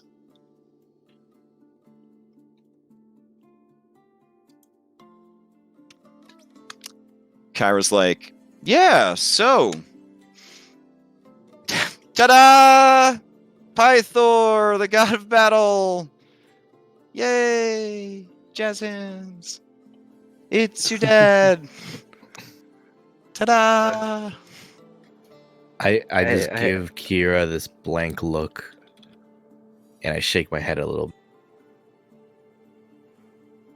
I had heard tales, but it's far worse. So, Pi, why don't you kind of fill us in on exactly what you're trying to say? Use your words, right? No more crying, and just tell us what's happening to Honora. What's the time frame? What do we have to work with here? And he kind of, blows like a snot rocket, like into his bowl of wine. And then does the other nostril, and then takes like a big, just like snort of breath.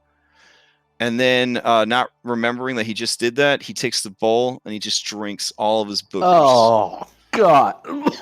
One of them gets stuck in his beard, and he kind of slurps it in like a noodle. And then he kind of puts the bowl down too hard, and it breaks. And the whole table is just an assortment of like rotted foods, broken bowls and pitchers and plates. This guy, he's in a bad way. He's in a real bad way. So he says,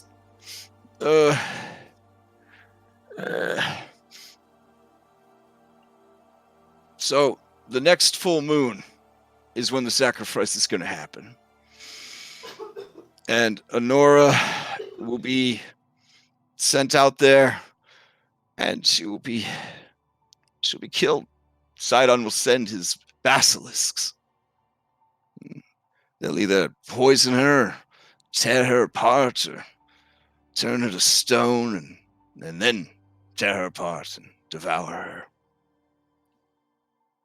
Never Sounds again good. will I see the sun shine upon her beautiful hair, so like a mother's. Now I have considered that maybe they could take a bribe. So I'm getting together 50 of the finest oxen of my kingdom.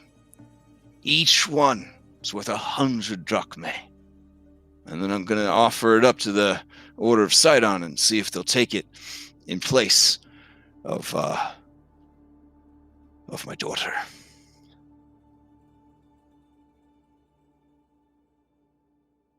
Okay. But yeah, that's pretty much my plan. Cows. Let's see. What would you have me do? Well, I can't really look as if I am trying to go against this sacrifice because of the oath of peace. But you are mortals, so you could kind of flex outside the rules a bit and deliver the offer for me. I mean, plus, I'll be honest, son. Look at you, and look at me.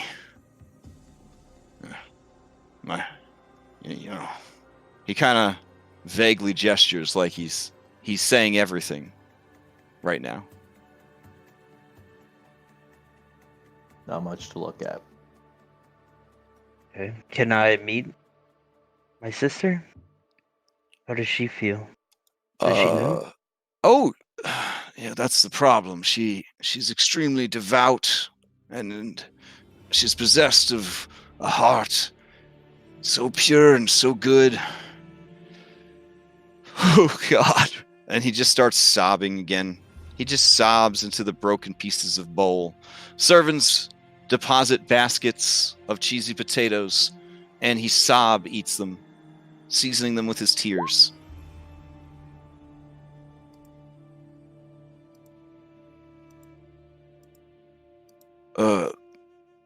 Kyra says, I mean, do you really need to meet your sister now, though? I mean, it's late. She's probably asleep.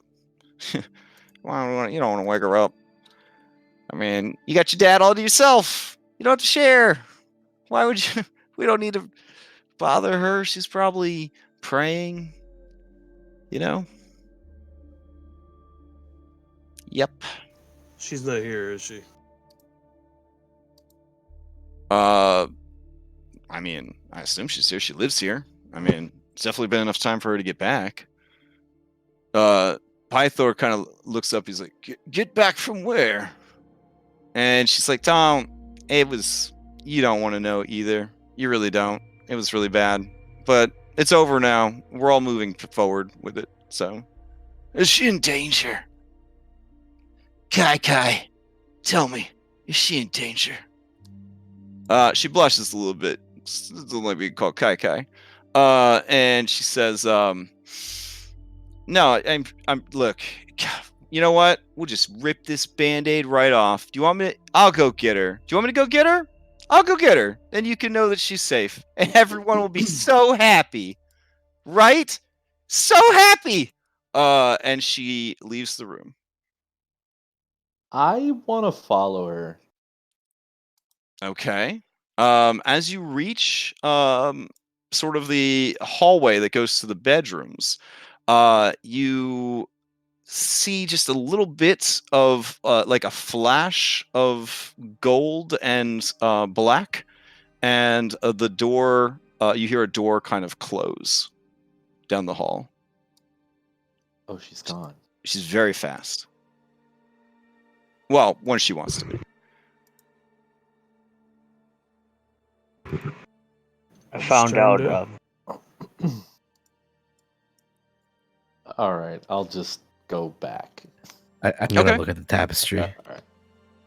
Okay. The one of the one of Pythor that's like hanging of him in his greatness. It's just a lot of him in his greatness, just being great, like doing all that Hercules stuff, like tying hydras into pretzel knots, and just generally being a total badass. I look at the tapestry, and then I turn to look at him, and I try to hold back a tear. Okay. As I turn back to the tapestry and shake my head. I'm gonna go to all of them at the tapestry, and I'm gonna say, "This guy is pathetic." Damn. Tell dude. me about it. I'm gonna talk to them about thread counts and dye colors and Pythor motions for you to 'cause- sit next to him, Philippocles, and motions that you should have some cheesy potatoes with him. I'm gonna withhold from the cheesy potatoes, but I will sit next to him. Okay. I found out just yesterday that my mother yet lives. What can you tell me?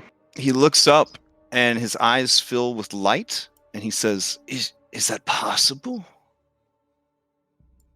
Really? The Oracle said it herself. Wow. That's incredible. Huh. That's some good news in these trying times. It's real good news. I was told you would know perhaps where she is. Yeah, he kind of looks at you, and you see a shrewdness kind of come over him. And he says, and I shall. I'll answer all those questions and more, my son.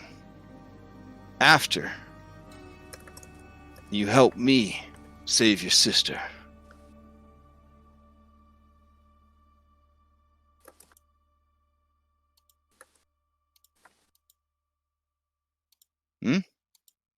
Very well. I'm gonna walk up to both of them Okay. sitting, and I'm gonna ask Pythor. I'm gonna introduce myself. I am Alexei. I swore an oath of fellowship. Oh, I heard about you in the song. You're the doomed one. So I hear. He reaches out with his greasy potato hand and offers it in a handshake of fellowship. I don't take it. Oh shit! I ask him, what led you to become this way? And he looks at you, and his hand kind of lingers, and he says, "What do you mean by that? Is there something wrong with this way?"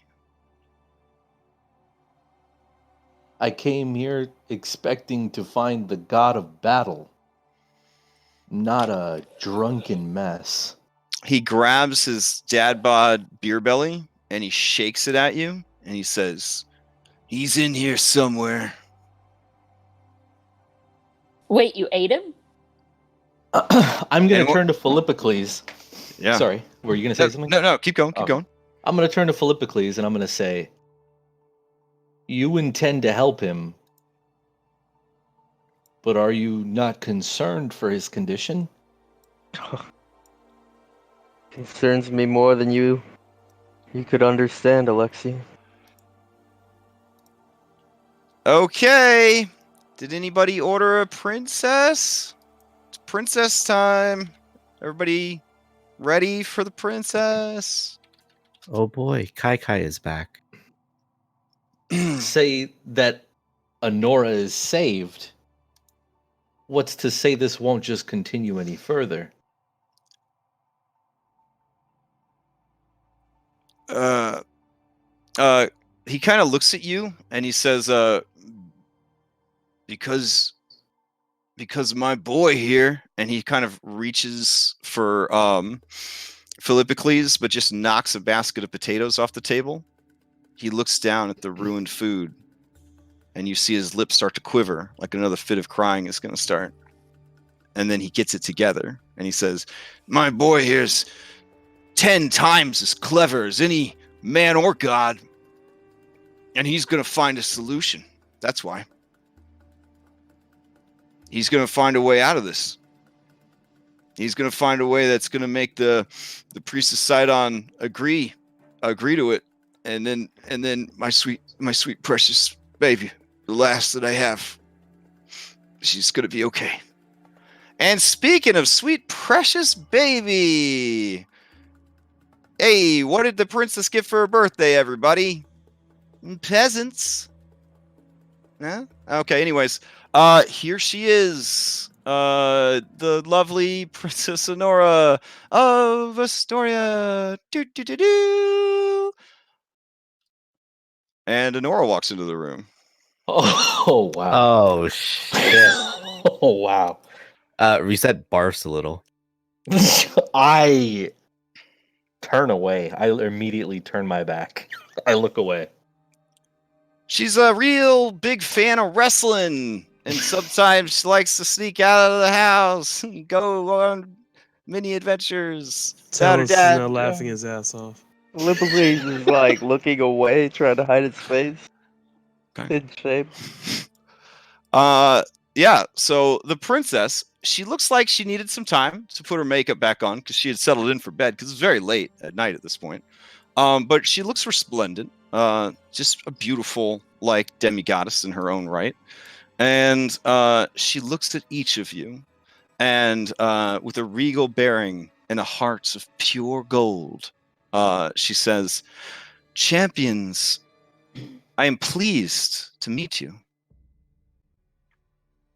I am also eager to see the one they call Philippocles, who, as the song saith, power-bombed a manticore right out of the sky, like a thunderbolt from Sidon himself." That is me. She sees you and she says, "I knew it. I knew it was you." And she rushes towards you. And you see on her face, she's got kissy feelings on her face. Pythor is very confused. Pythor's like, whoa! Whoa! Whoa! I'll be the first to admit that your brother's very handsome, but we don't need to be kissing each other. I mean, come on, that's weird. And in that moment, her eyes go wide with realization, and she looks at Pythor, and she punches him in the face. You hear a crack, and there is a spray of blood from his nose, and with an anguished wail, she starts storming out of the room. And Kyra says, "And that's the problem with having 500 kids." Wow. Yeah. I'm going to I'm gonna conjure up a lot of beer from the alchemy jug, right, and start passing it around to Pythor, everyone that's just standing there. Yeah, Pythor is kind of just stuffing like bread up his nose, and he's just like, I don't really understand what that was for, but I guess she's still alive. Shall I explain it to you, my lord? No, there needs no explanation. He kind of looks over at you and he says, "Oh, you're interesting." To Talos. Talos, from the song, right? Yes. Who threw his crescent blade, and it flew true and sliced off the head of the fleeing Sidon hoplite, like wheat in the field at harvest time. That's you, right? He gives a slight bow.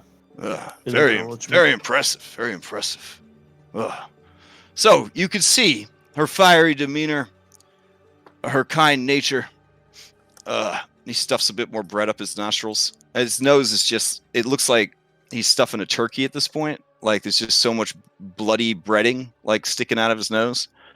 And then he says, "Oh wait, no, that's the problem." And you just hear another crack as he unbreaks his nose, and he lets out like kind of a sound from his mouth as he does so. Better. So yeah, you can see why it's so important to me that she's safe. Of course. Of course, yeah. Huh. All right then. So the new moon, or sorry, the full moon is on the what's Kai? 16. What's the full moon? She says, well, it's always on the 16th, so I'm gonna say 16th. And what day is it today? It's the night of the 5th, sir. Oh. Okay. So that means we have... And you can see the pain that's crossing his face as his drunken mind tries to piece together the math equation that is necessary to come up with this number. A 10-day, sir. We have 10 days, give or take, to come up with a solution. That's plenty of time. Yeah. Yeah. So, any ideas? Or you're probably tired from travel. Do you need rest? Yes, let us rest. I offer you my oath of hospitality. Please, you can stay at the palace. No inns for my boy and his friends. Thank you for your generosity. I just want to make it known, though, Mr. Sex Automaton, and he points at Talus. Yeah, I heard the rumors about the Amazons. Don't go poking around at night. I want to make sure that my sweet daughter maintains her chastity and maidenhood as long as possible, till she finds the right guy. Talos tries to stifle back laughter so hard. Yeah, in your Iron Man heads up display, you keep seeing laughs loading, and you're closing the laugh windows as quickly as you can, but there's so many LOLs loading at once. It's getting really hard to close all the windows in time. It's hard not to have LOL scroll across the lights in front of me. Hey, I've got an idea, Pythor. Why don't we just not talk about Honora for a while, right? And everybody's going to go get some sleep, and you're going to start a rigorous routine of detoxing, nothing but celery for the next 10 years. We're going to get you on a program. You're going to be great. You're going to be great. Okay? So, unless you and your son would like to stay up and catch up on old times, which there are none because you abandoned him at birth, then maybe we should all go to sleep. That's a fantastic idea. Let's go to sleep. Okay, I'm going to take that silence as a yes. Good night, everyone. And she is leaving the room. Please, take us to our rooms. Yeah, so servants, they'll take you to your room. Yeah, servants show up, and they take you guys to the guest quarters. All right.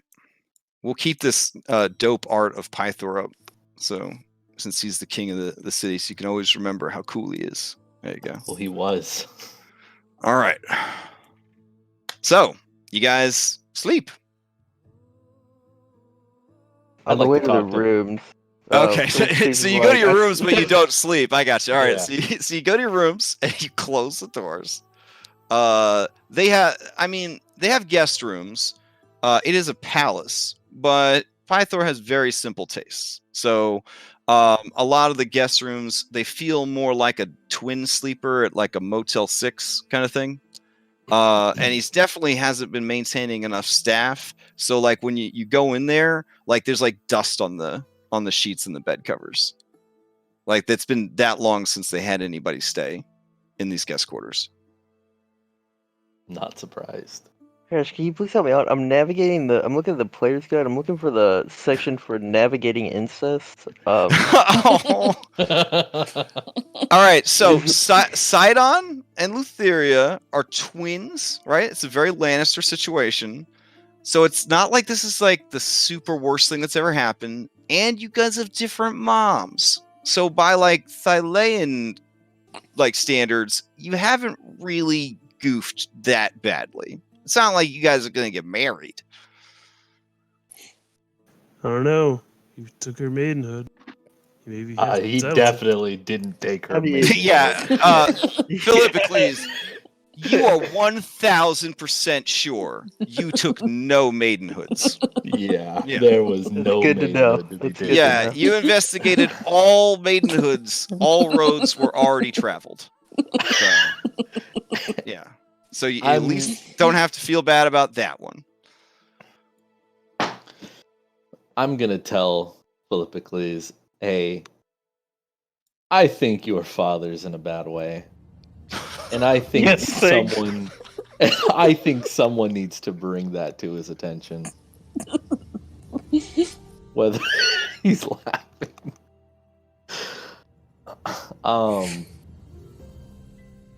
I also think that you probably shouldn't hide what you know about Honora. I mean, didn't you hear him? I'd rather not bring what has happened to light. And you think that's what's best for him? Perhaps it's what's best for Honora? I don't know. I'm very confused. I'm not gonna lie. This is not how I expected this to go. This man, he's really let me down. I got a whole bunch of different feels going on. I'm not sure what to do. I wonder if at this point, if he can even fight. I mean, he sure showed those bulls. Yeah. Yeah, I guess you could say that.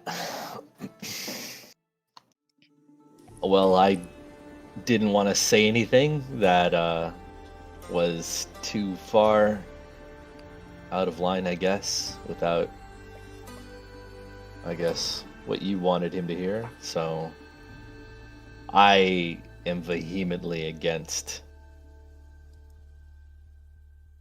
doing anything that would enable him.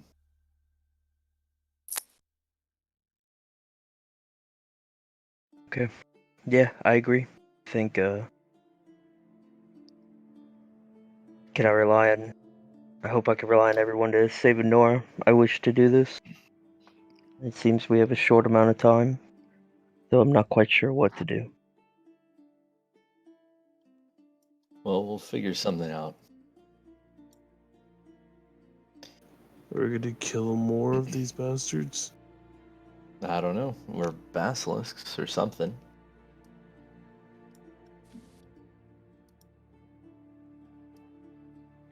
Talus, go ahead and give me a knowledge nature check. Ooh, okay.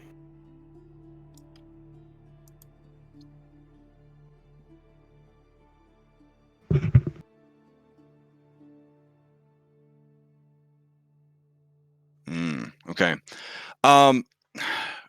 Dice Now are not with me tonight. Yeah, so you know that basilisks are some kind of a lizard, and they do turn things to stone. But in the training that you received, they did not really give you much more to go on than that. So,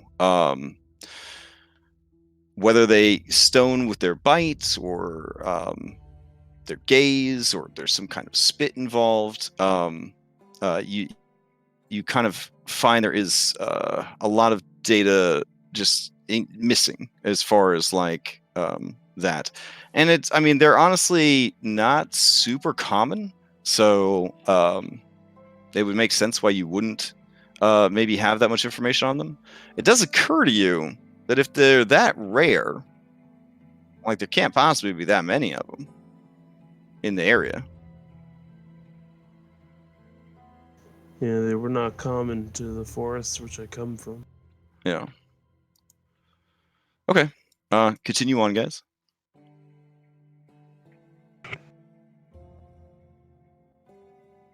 So it was a rather enlightening evening. Indeed. Okay. I want to ask Kyra if we'll get in trouble for helping Pythor with this. Okay. A door opens because Motel 6 style. The ladies' dormitory just has like a little door, that like awkwardly leads to your door. So like, it's really awkward. Yeah, and she opens it up and she says, "What? Did I hear somebody call for Kyra the Muse, the Oracle, not Kai Kai? What can I help you with, Alexi?" Would we? Also, super creepy that these rooms connect, right? Yeah. Yeah. Okay. Yes. He's all about function, or at least he used to be. He's like, more doors make it easier to get around. So I don't think he even gets around. yeah. It's those fucking potatoes. Honestly. They're just all carbs. They're all carbs. Not helping. Why is he in this state? He's like, no, the cheese and the bacon, that's protein. And I'm like, well, but you're still eating the fucking potatoes. I don't know. How did he get in this state? I mean, it's not really my business to put out there. But basically, there's this evil dragon named Hexia, and she steals all his wives. There you go. How long has he been in this state? It gets worse every time a wife gets stolen. I think the most recent wife, he just hit sort of like critical mass of sadness. I mean, he's a god of battle. Why didn't he just slay the dragon? I It's fear not- you might be approaching critical mass of size. Yeah. I can't give you more than one Kyra inspiration. I'm sorry, but that was really good. I smirk. That was his comment.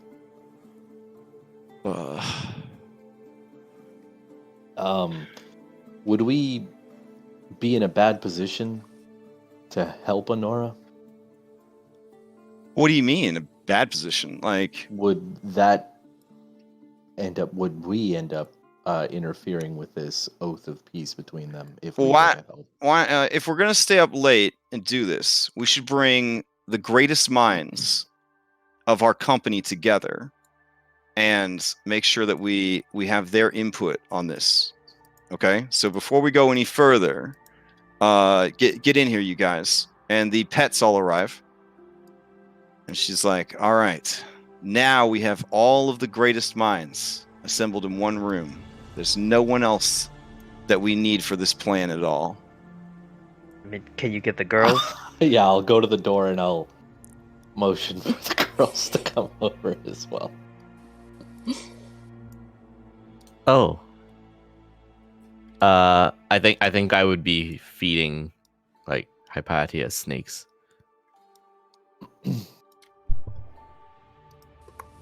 I'll be sure. playing my lute on the balcony looking at the moon, but I'll come. Yeah. if you Is call me. Pythor putting us in a bad spot by having us do this work for him? Oh, I mean, kind of, I guess. Look, here's the thing. He can't do anything about this.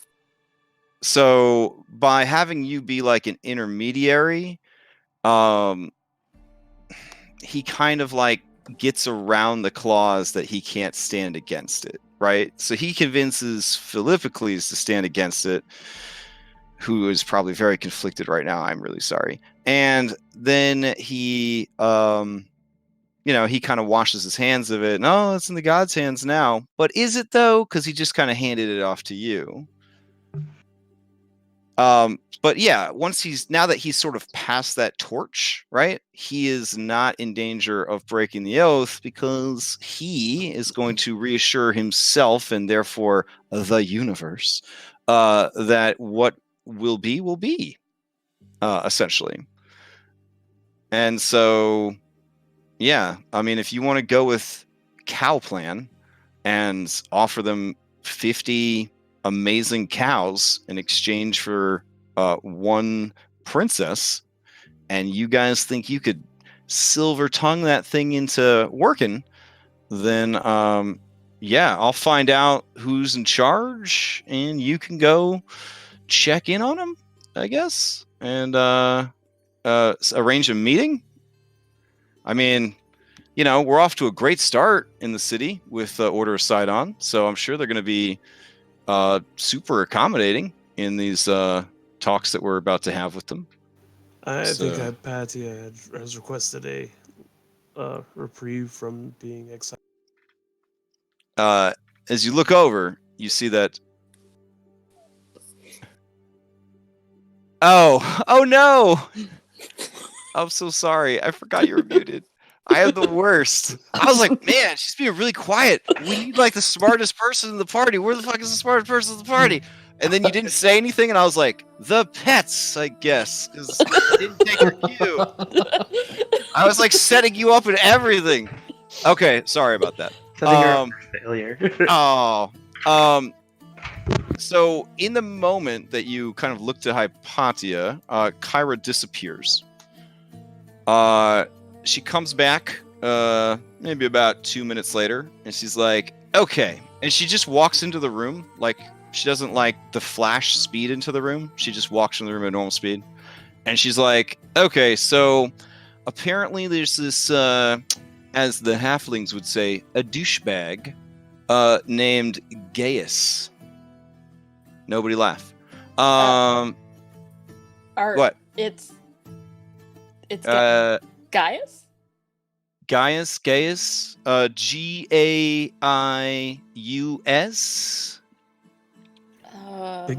This is awkward. He's like a real big shot, like a super big shot in the Sidon Order, like some kind of like super noble. I think he might also be a Dragonlord. Uh-huh. Yeah. Like he's got like a silver dragon mount. I mean, that part sounds kind of cool, I guess. Yeah, that's. No. Are you okay? You look super sick. Are you thinking about my brother again? That makes me sick all the time. Was it when he grabbed his belly and he shook it, and you could hear like 55 liters of wine like shake around in there? I did wonder if he had eaten Pythor. Yeah, sometimes I wonder that too. How is demanding Honora not breaking the oath of peace? Because like she didn't exist, I don't know, 500 years ago when they made the Pact of Peace, and they were like, we want sacrifices, and then like the Dragonlords were like, derp, okay, and then they didn't like, there's no like sub like paragraphs or anything. It's like they said, okay, you could have sacrifices. So Sidon is in their defense, according to legends, they were fighting for like, I don't know, 30 days straight without dying from exhaustion or something like that. So like, I'm sure they were pretty tired at the end, and nobody felt like reading or writing a big fancy contract. What would stop them from just asking for Nora again after we... Oh, because that would be bad form, right? Like when you guys dropped off those bodies and they had to thank you. See, like if you're bested, you just have to be like, you have to respect yourself enough to be like, oh, we got bested.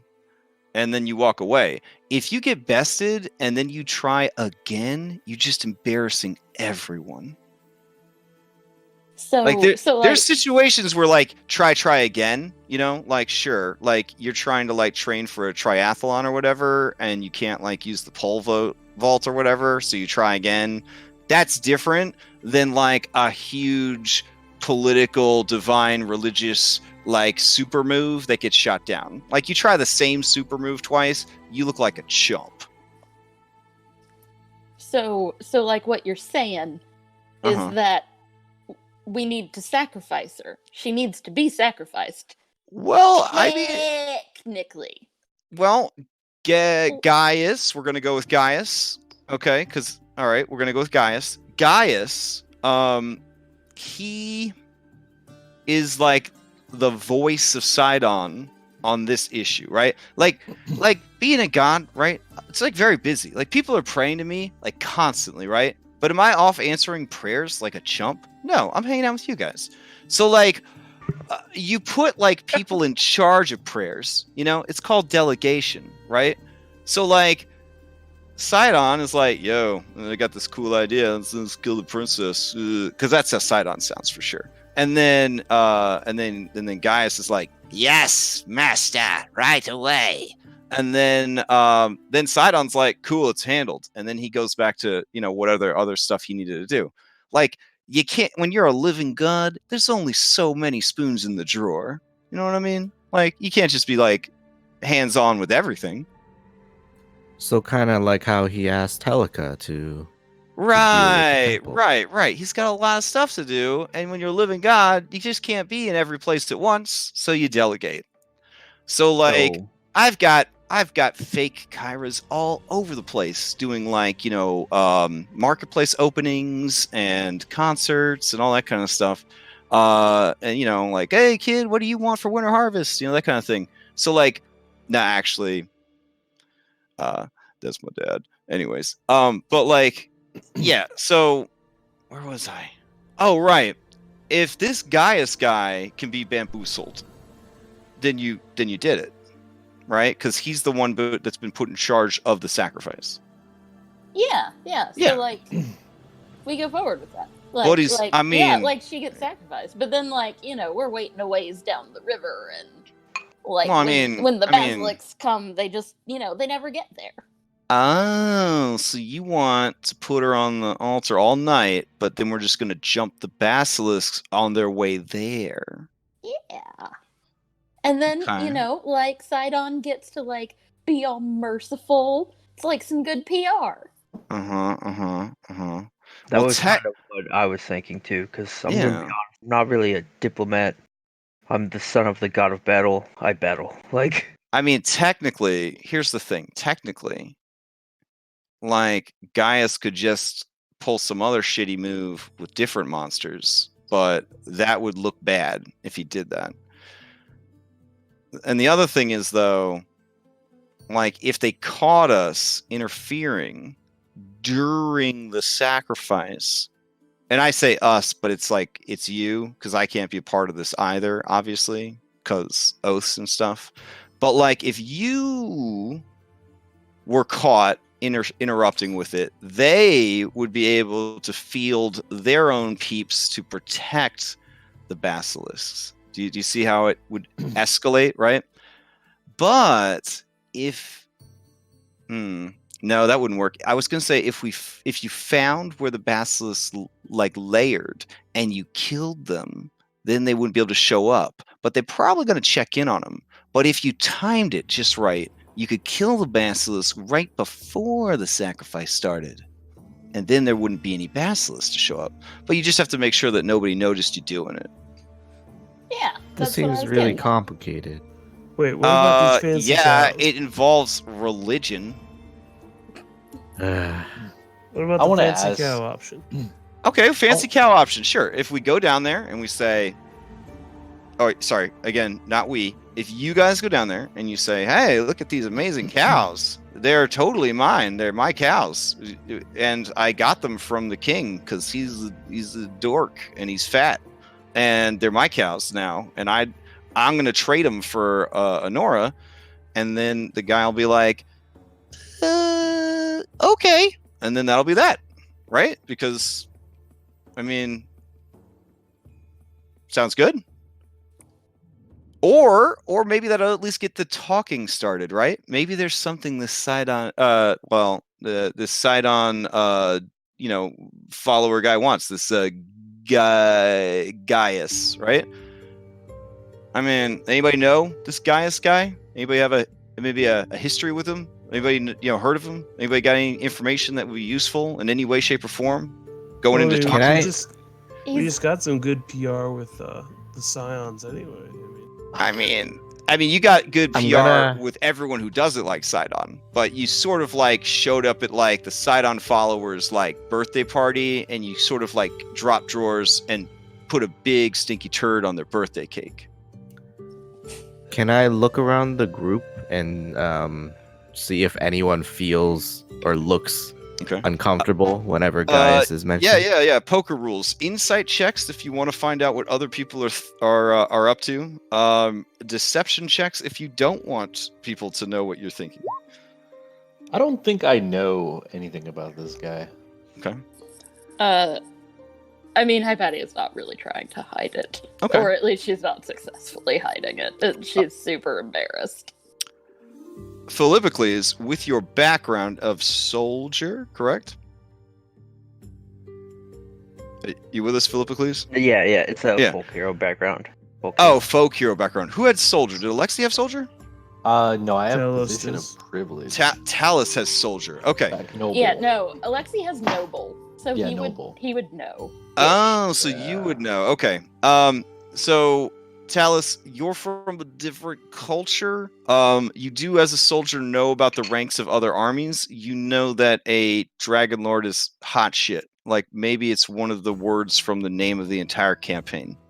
So, like, yeah, and like being a Dragonlord is hot shit. So this guy is obviously some kind of badass. Alexi, you know that Gaius is, man,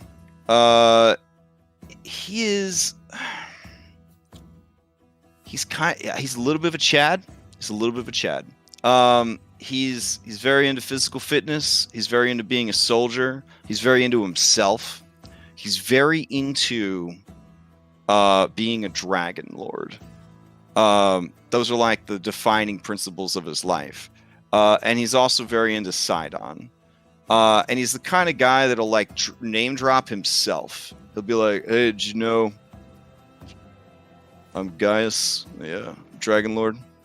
Yeah, did you know that? That's my dragon. That's my dragon parked over there. Yeah, Gosh, pretty sweet. Yeah, like that's the kind of guy Gaius is.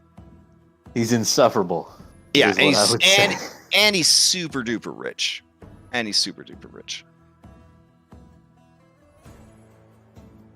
Gotcha. I Yeah. mean, I would relay all that. Okay. Yeah. Reset. Nobody held back. You see that Hypatia is extremely uncomfortable ever since this guy's name got brought up. Even the snakes are trying not to make eye contact with each other because they're all so uncomfortable right now. I'm just gonna whisper to her so not everyone can hear. Hi, Patty. Are you okay? You don't know? I thought everyone knew. Do you know this guy?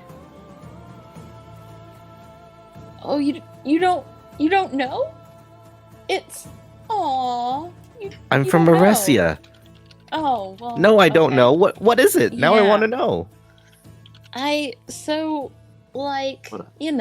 There's society and stuff, and Well, you were like, supposed to marry him. well, I mean, he thought so, and my mom thought so, and I say that as I recall it.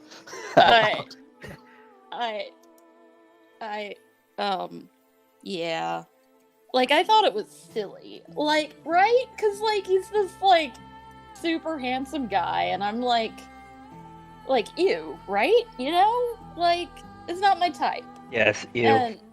And like, so I said, I thought it was a joke. I thought it was really funny. And apparently that's like a deadly insult. And it went poorly. And that's kind of how I ended up at the academy with all the snakes for hair, because like my mom was trying to fix it and make me beautiful, and the Fates didn't like that, so I got my friends and I got to go to the academy. And I mean, really, that's what I wanted anyway. It was like it was really embarrassing at the time, but it ended up pretty great for me. So, but I thought people still were like talking about that. Well, I've never heard of this. So you don't want to see him, do you? I mean, if we could avoid it, God, that would be great. Ooh, that went over badly. Yeah, it was like I heard it was talked about in the streets. It was announced and everything. Well, nobody told me. Just a girl or something. It's not like my opinion matters on these things. God. So that was you. Oh, wow. Yeah. Wow. So does he have like feelings for you? Could you talk to him? Ew, no. It was like it was Ooh. a politics thing. You remember the cursed by Sidon thing? Like, my mom thought that, like, if I got in good with Sidon, maybe it'd lift the curse, which, like, I didn't know about it at the time. I'd have probably married him to save my mom, but I didn't know about it, and now I feel super bad. Wait, so your mom was pimping you? Well, I mean, it was like a arranged marriage I kind get of it. thing. Yeah, arranged marriage. Blah, blah, blah. Yeah. I just. Well, I'm just But, like, saying nobody that tells ain't me nobody these gonna things. get into Kyra's temple off of no contract. That's all I'm saying. I'm glad you didn't marry him then. So you I could Well, mean, be actually, here. too? if you had with married him, us. it would have been super simple. You could have just been like, "Hey, sweetheart, don't kill the princess," and then that would have been the end of that. Because but I get then- a feeling if you had gotten married, you would have totally been like the top, and he would have been the bottom. But then she Ew. wouldn't be here with us, would she? Well, I don't know. I don't know how destiny works. Is he an Fit- honorable man? Would he accept? Yeah. What do you? Yeah. I what do get you- the feeling that this man may want a Nora as a air quotes sacrifice, maybe for his own personal interest rather than of Sidon's will directly. What do you think, guys? I think Sidon Would just someone wants do to. that? Yeah, I Is that a- don't know that he would do that. Is that a possibility? I don't I think looked he at has to Kyra. like. I think it's more likely that Sidon just wants to make Pythor mad or ruin him. Maybe. I don't know if a devout follower of Sidon would do something like that in Sidon's name. No. I feel he's like dis- Sidon would like, hey, he'd be toast. Yeah, like you don't get high up in the Sidon Okay. club and then pull a fast one on him. This isn't that kind of place. We Gotcha. don't do that here, Alexi. We don't do that Okay. here. Okay. I don't. Okay, all right. I've never Yeah. worshipped Sidon. I don't know. Oh, well, I mean, I think I'm starting to understand why you're doomed. So I'm just gonna put it out there. Well, Seems to be a Yes. recurring theme. talk to him. I mean, I don't know. I don't think he's gonna like me very much. I also like. I Can't you do said that? some things about like how into his dragon he is, and like that also apparently was pretty insulting. I mean, I thought it was funny. Oh goodness! Can't you But- do that thing? Didn't you like disguise like your little snakes that one time? Can't you like do something like that with your magics? I mean, Disguise technically, Yeah, she I guess. she disguises them at some level or another everywhere you go, unless you're out on the roads in the wilds. Because I mean, Medusa's kind of a kill on sight for a lot of people. So, yeah. I mean, I do have a spell that I can use to look like somebody else, but I mean, people have been like saying my name. Thanks, Kyra. So I don't think it'll make a difference. Well, I've really downplayed the Medusa part, which if you want me to upplay it, I totally will. I just, I describe your hair as constantly blowing in the wind, It's very active. No, it's not that. It's just like, if like you go to Gaius and you're like, here's all 5 of these heroes and also our friend Jane. Yeah, that's true. Yeah, because he probably heard the song by now. It's been almost, it's been at least 24 hours, almost 24 hours. So yeah, that should be everyone that lives in Thylea by now. So, Hypatia, what if you spoke with Gaius? And, Well, if she's uncomfortable with it, I don't think we should force her. Yeah. I mean, I'll talk to him if you want, but I honestly, he doesn't like me very much. So... I hate to be a stickler, but I gotta head to bed. Oh, yeah. Yeah. All right. No worries. Yeah.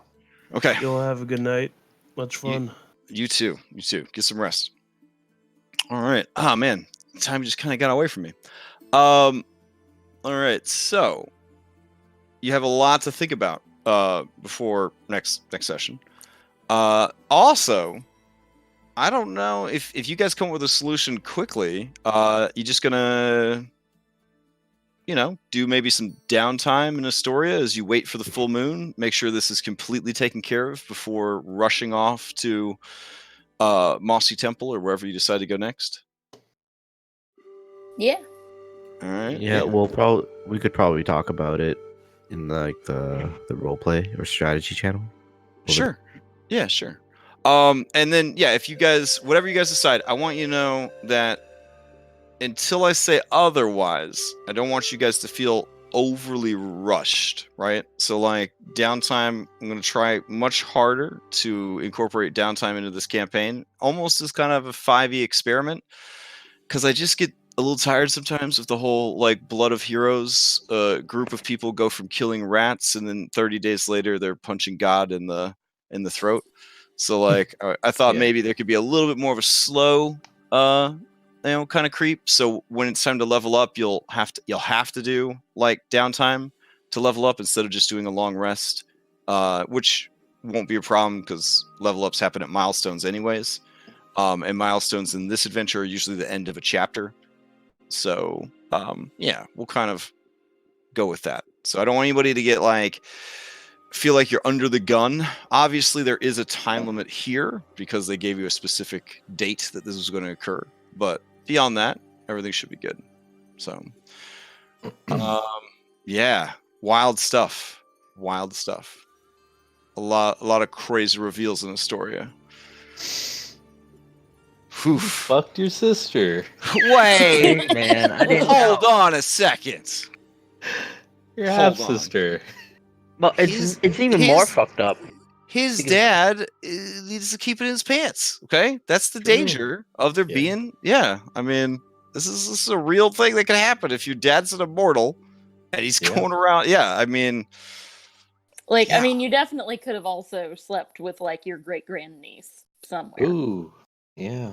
Yeah, I mean, he's got a strong bloodline. Dude's had a lot of wives and a lot of kids. I mean, it's one of those things that you're probably just gonna have to come to terms with. I love eating a Taco Bell. I'm not gonna think about the ingredients or how it's made.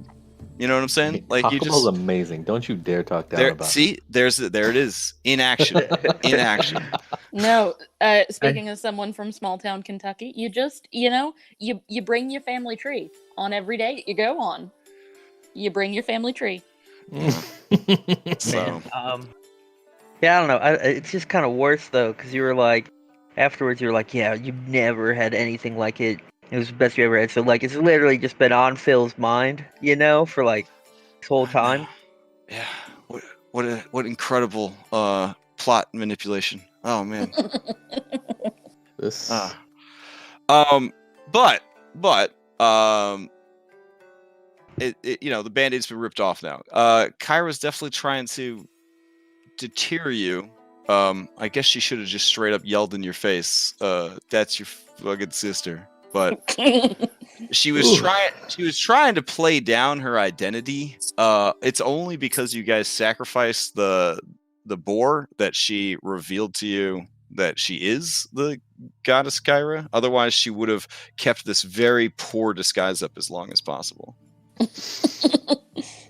Yeah. It is very bad. Without using a pseudonym. Like, Didn't even try. She's sloppy, okay? She's a little sloppy. Like, her picture is in the player's guide. It's all I'm Yeah, saying. I know. oh wait, is it really? I didn't even notice. Oh my god. Yeah. She I know- already yeah, told. I She already recognized it told super you. early She's on. got Kyra's all over the continent. Okay, opening up shopping centers and attending weddings, and it's a whole thing. But you've got the real Kyra. Wink. So yeah, it's good. So all of her priestesses look exactly like her. Well, I mean, if you were a goddess of mischief, the thing is, though, like she really doesn't have a very strong following. Like there aren't really any churches to her. Like there's shrines here and there, but she's probably of the 5 gods, she's the least favorite of the 5 gods. Aw, well now I feel bad for being mean to her. Yeah, like she's definitely like the annoying kid sister god. Like, oh, don't forget to say some prayers to what's her face because she's makes music or whatever. Yeah, so she's definitely like the least popular, the least cool, which could explain her obsession with making you guys famous. I don't know, because maybe it never worked out for her. So she's like a coach because she couldn't be a superstar herself, kind of thing. She's our manager. Yeah, she's definitely your manager for sure. And the writers were so on point that there's even rules, I guess, for like, what if the party bard is like, no, I'm the one that's gonna write the story. She's like, then we have a fucking bard off, bitch. And I was like, maybe you should just tell people not to play a bard in this campaign. I don't know. I mean, how are you supposed to out-bard the goddess of bards at level 2? Yeah. Yeah. So, I don't know. But yeah, it's but yeah, that's why also when you guys were doing the sacrifice, she was like, but Kyra, I mean, she's lame. Maybe you should do somebody else, because like she really wanted to keep it low profile for as long as possible. But there you go.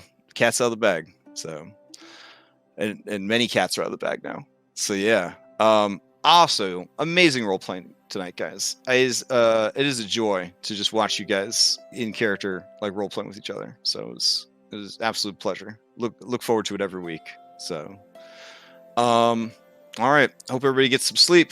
Has a good time this week. Talk it out in strategy. If you need Kyra's input, just tag me in your strategy chat, and I will jump in and try to answer the question. I don't know if there's any other useful NPCs that you have access to. I guess if you want to ask Pythor a question, tag me and say that you're asking Pythor the question, and I'll roll to see if he's sober enough to answer. And then we'll just kind of take it from there. So, would we be able to look for the fence in the downtime? Yeah, that would probably save some time for sure. If it's a role play thing that you were particularly looking forward to, Alexi, then we can do it quickly next week. If it's something you don't mind being sort of a background thing, then that we could just say you establish a fence in Astoria, and you can add it to your Astoria resources essentially. Mm-hmm.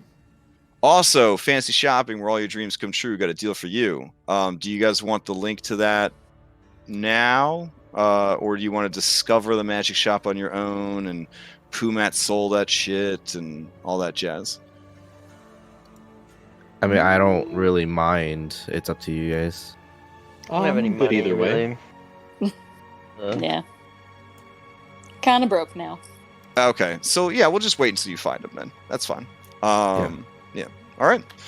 In that case, good night. Great session. I'll see you guys on Discord, and I'm looking forward to next week. All right. Good night, Sounds guys. good. Can't Thanks. wait. Good night, guys. Have a good one. Good night. Y'all have a wonderful week. Mm. See y'all. Bye.